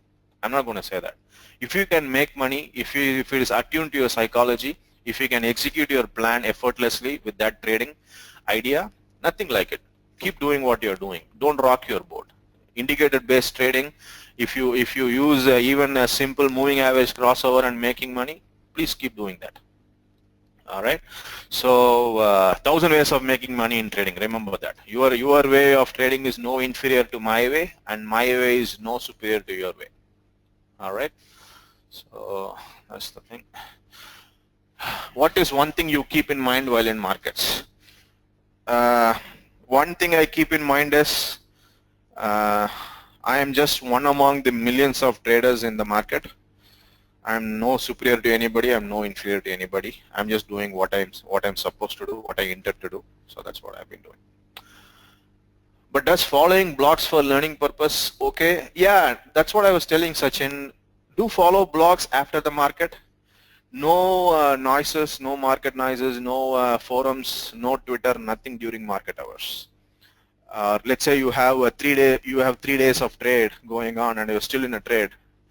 Then even after market hours, don't go to the blog. Once your trade is done, once you're flat, go to the blog. That's fine. I'm getting a feeling any system is fine on long run. See, Shankar, I don't want to dwell on this topic much, but market also changes its way of moving. So the biggest challenge for an experienced veteran trader is knowing when the market dynamics have changed. Maybe their system has lost the edge, so that can happen very much. So that's a very long-term thing. So don't worry about it. At this point of time, you are right. Just manage your risk, have a trading edge, and keep eating it. Somebody mentioned Bruce Lee, right? Bruce Lee once said, I'm scared about a guy. I'm not scared about a guy who is practicing one kick of 10,000 different variants, but I'm worried about the guy who has practiced 10,000 times the same kick. So you do the same thing 10,000 times, you are an expert, man. So people are going to be scared of you. So don't worry about that now. Any recommended book for price action trading? I don't know, Lance Beck books are good. And there's another guy, man. He's also good at price action. Maybe the other fellow guys can help you there. One speaker said it is okay to know only few resources because collection of resources is not important, but connecting them is. Okay, great. Best profession for time management. Absolutely. Do you think algo trading is a good idea to try as per plan minus emotions and impulsions? Yeah, algo trading actually takes emotions out of trading. Yes, true, very true. You don't need to really feel those emotions, but that's a pro of algo trading. The cons of algo trading is I remember, I mean, I don't know if any broker can give that confidence to me. If there is a problem in the broker's execution side, or if there is a problem in the server which is hosting my platform or my trading strategy, then I can't really come out of the trade. And I remember losing $24,000 in soybeans trade because I was doing automation trading. That was the last nail on my nail on my coffin for automation trading. I just stopped it because I lost $24,000. Market went against me 5 days in a row. It was a limit down 5 days in a row. My trader could not do anything. I mean, my broker could not do anything basically because the server which was hosting my trading strategy went bonkers. And by the way, it was Amazon AWS. It was Amazon Cloud. The cloud went down for 2 hours, and my trade got triggered, and the stop loss did not get triggered. So, yeah, I was doomed. So that was the end of my automation trading. This was years ago. Do you think? Okay, thank you, Madan. Oh, you're welcome, Anish. I mean, this is yeah, you are just being nice with me. I know. I mean, I've been boring a little bit, but that's okay. Yeah, I use sound-based alarms, absolutely, in eSignal, so I just don't monitor my screen. Especially after I put on my trade, I have some price points where I want to have sound alarms. I play a lot of online poker. We have a group of 4 people, so we get together and we play a lot of poker. So I don't see my charts. I think trading is like flying a plane, becoming a pilot. Yeah, Al Brooks. Yeah, that's the name, man. Yeah. I mean, Al Brooks. One of those authors I felt a little bit confusing. So I don't remember who. So there are a lot of, even in Tradergy, there are a lot of threads which talk about price action trading. I think the flow method or something. So you pick up that idea and you change it according to your needs and whims and desires, and then you have a trading plan with you. You have a method. Okay, price action.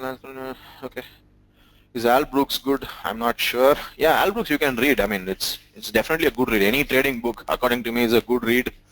But whether we're going to use anything out of it, we don't know until we read it, right? So yeah, read the book. Why not? Any more question, guys? We are nearing the end of the session. I hope I made some sense. I hope I opened up a couple of your brain valves, I would say. I don't know whether brain has valves. So I opened up, I hope I opened up a couple of your thought process in the right direction. That's what I hope. So I didn't have any kind of fancy indicators or trading methodologies to discuss about, but I still feel that, at the end of the day, it's we who are trading. As somebody said, it's not about the flight, it's about the pilot. So flight is important, yes, I understand, but the way we drive is completely on us. So I feel it made some sense to you. I feel it's a value addition to your Sunday time, and I hope that you try to implement a couple of these things, because it really worked for me. It really helped me. I think that's about it. So I can take one more question if anybody has any question.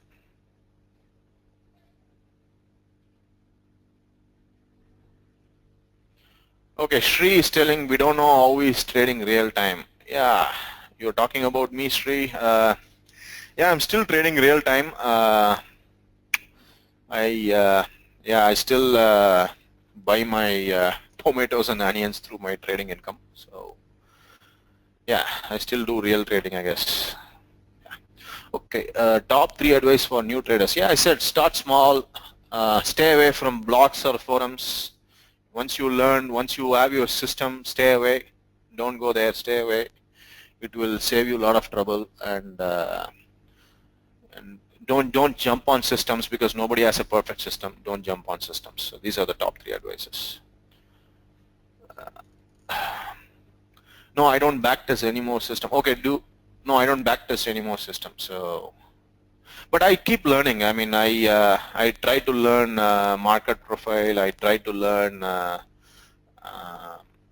options. I mean, iron condors, your butterflies. So I still try to learn things, but not implementing any of those. I mean, I just want to learn. If it's as simple as this. If I want to implement something into my system, I have to see whether it is conforming to my views on the market and the way I see the market. If it doesn't conform to my views, I don't include it. So if it doesn't satisfy my way of thinking, then I don't do it.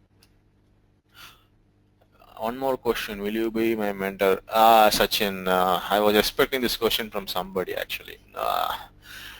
Sachin, honestly, man, I'm not a mentor material, so you're wasting your time there actually. So yeah. Okay. I think that's about it. So we are closing off the session.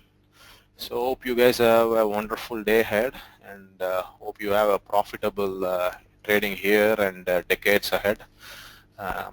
Post your questions even after the session ends. I still come to this place, and once in a while I read and type things. So it was a great session, I guess. Hope you guys enjoyed it, and thanks to Rajendran for giving me this opportunity to talk with you guys. It's absolutely wonderful talking with you guys. I enjoyed it. I loved it. And hope the feeling is mutual. All right. Okay. Have a good day then. All right. Bye-bye.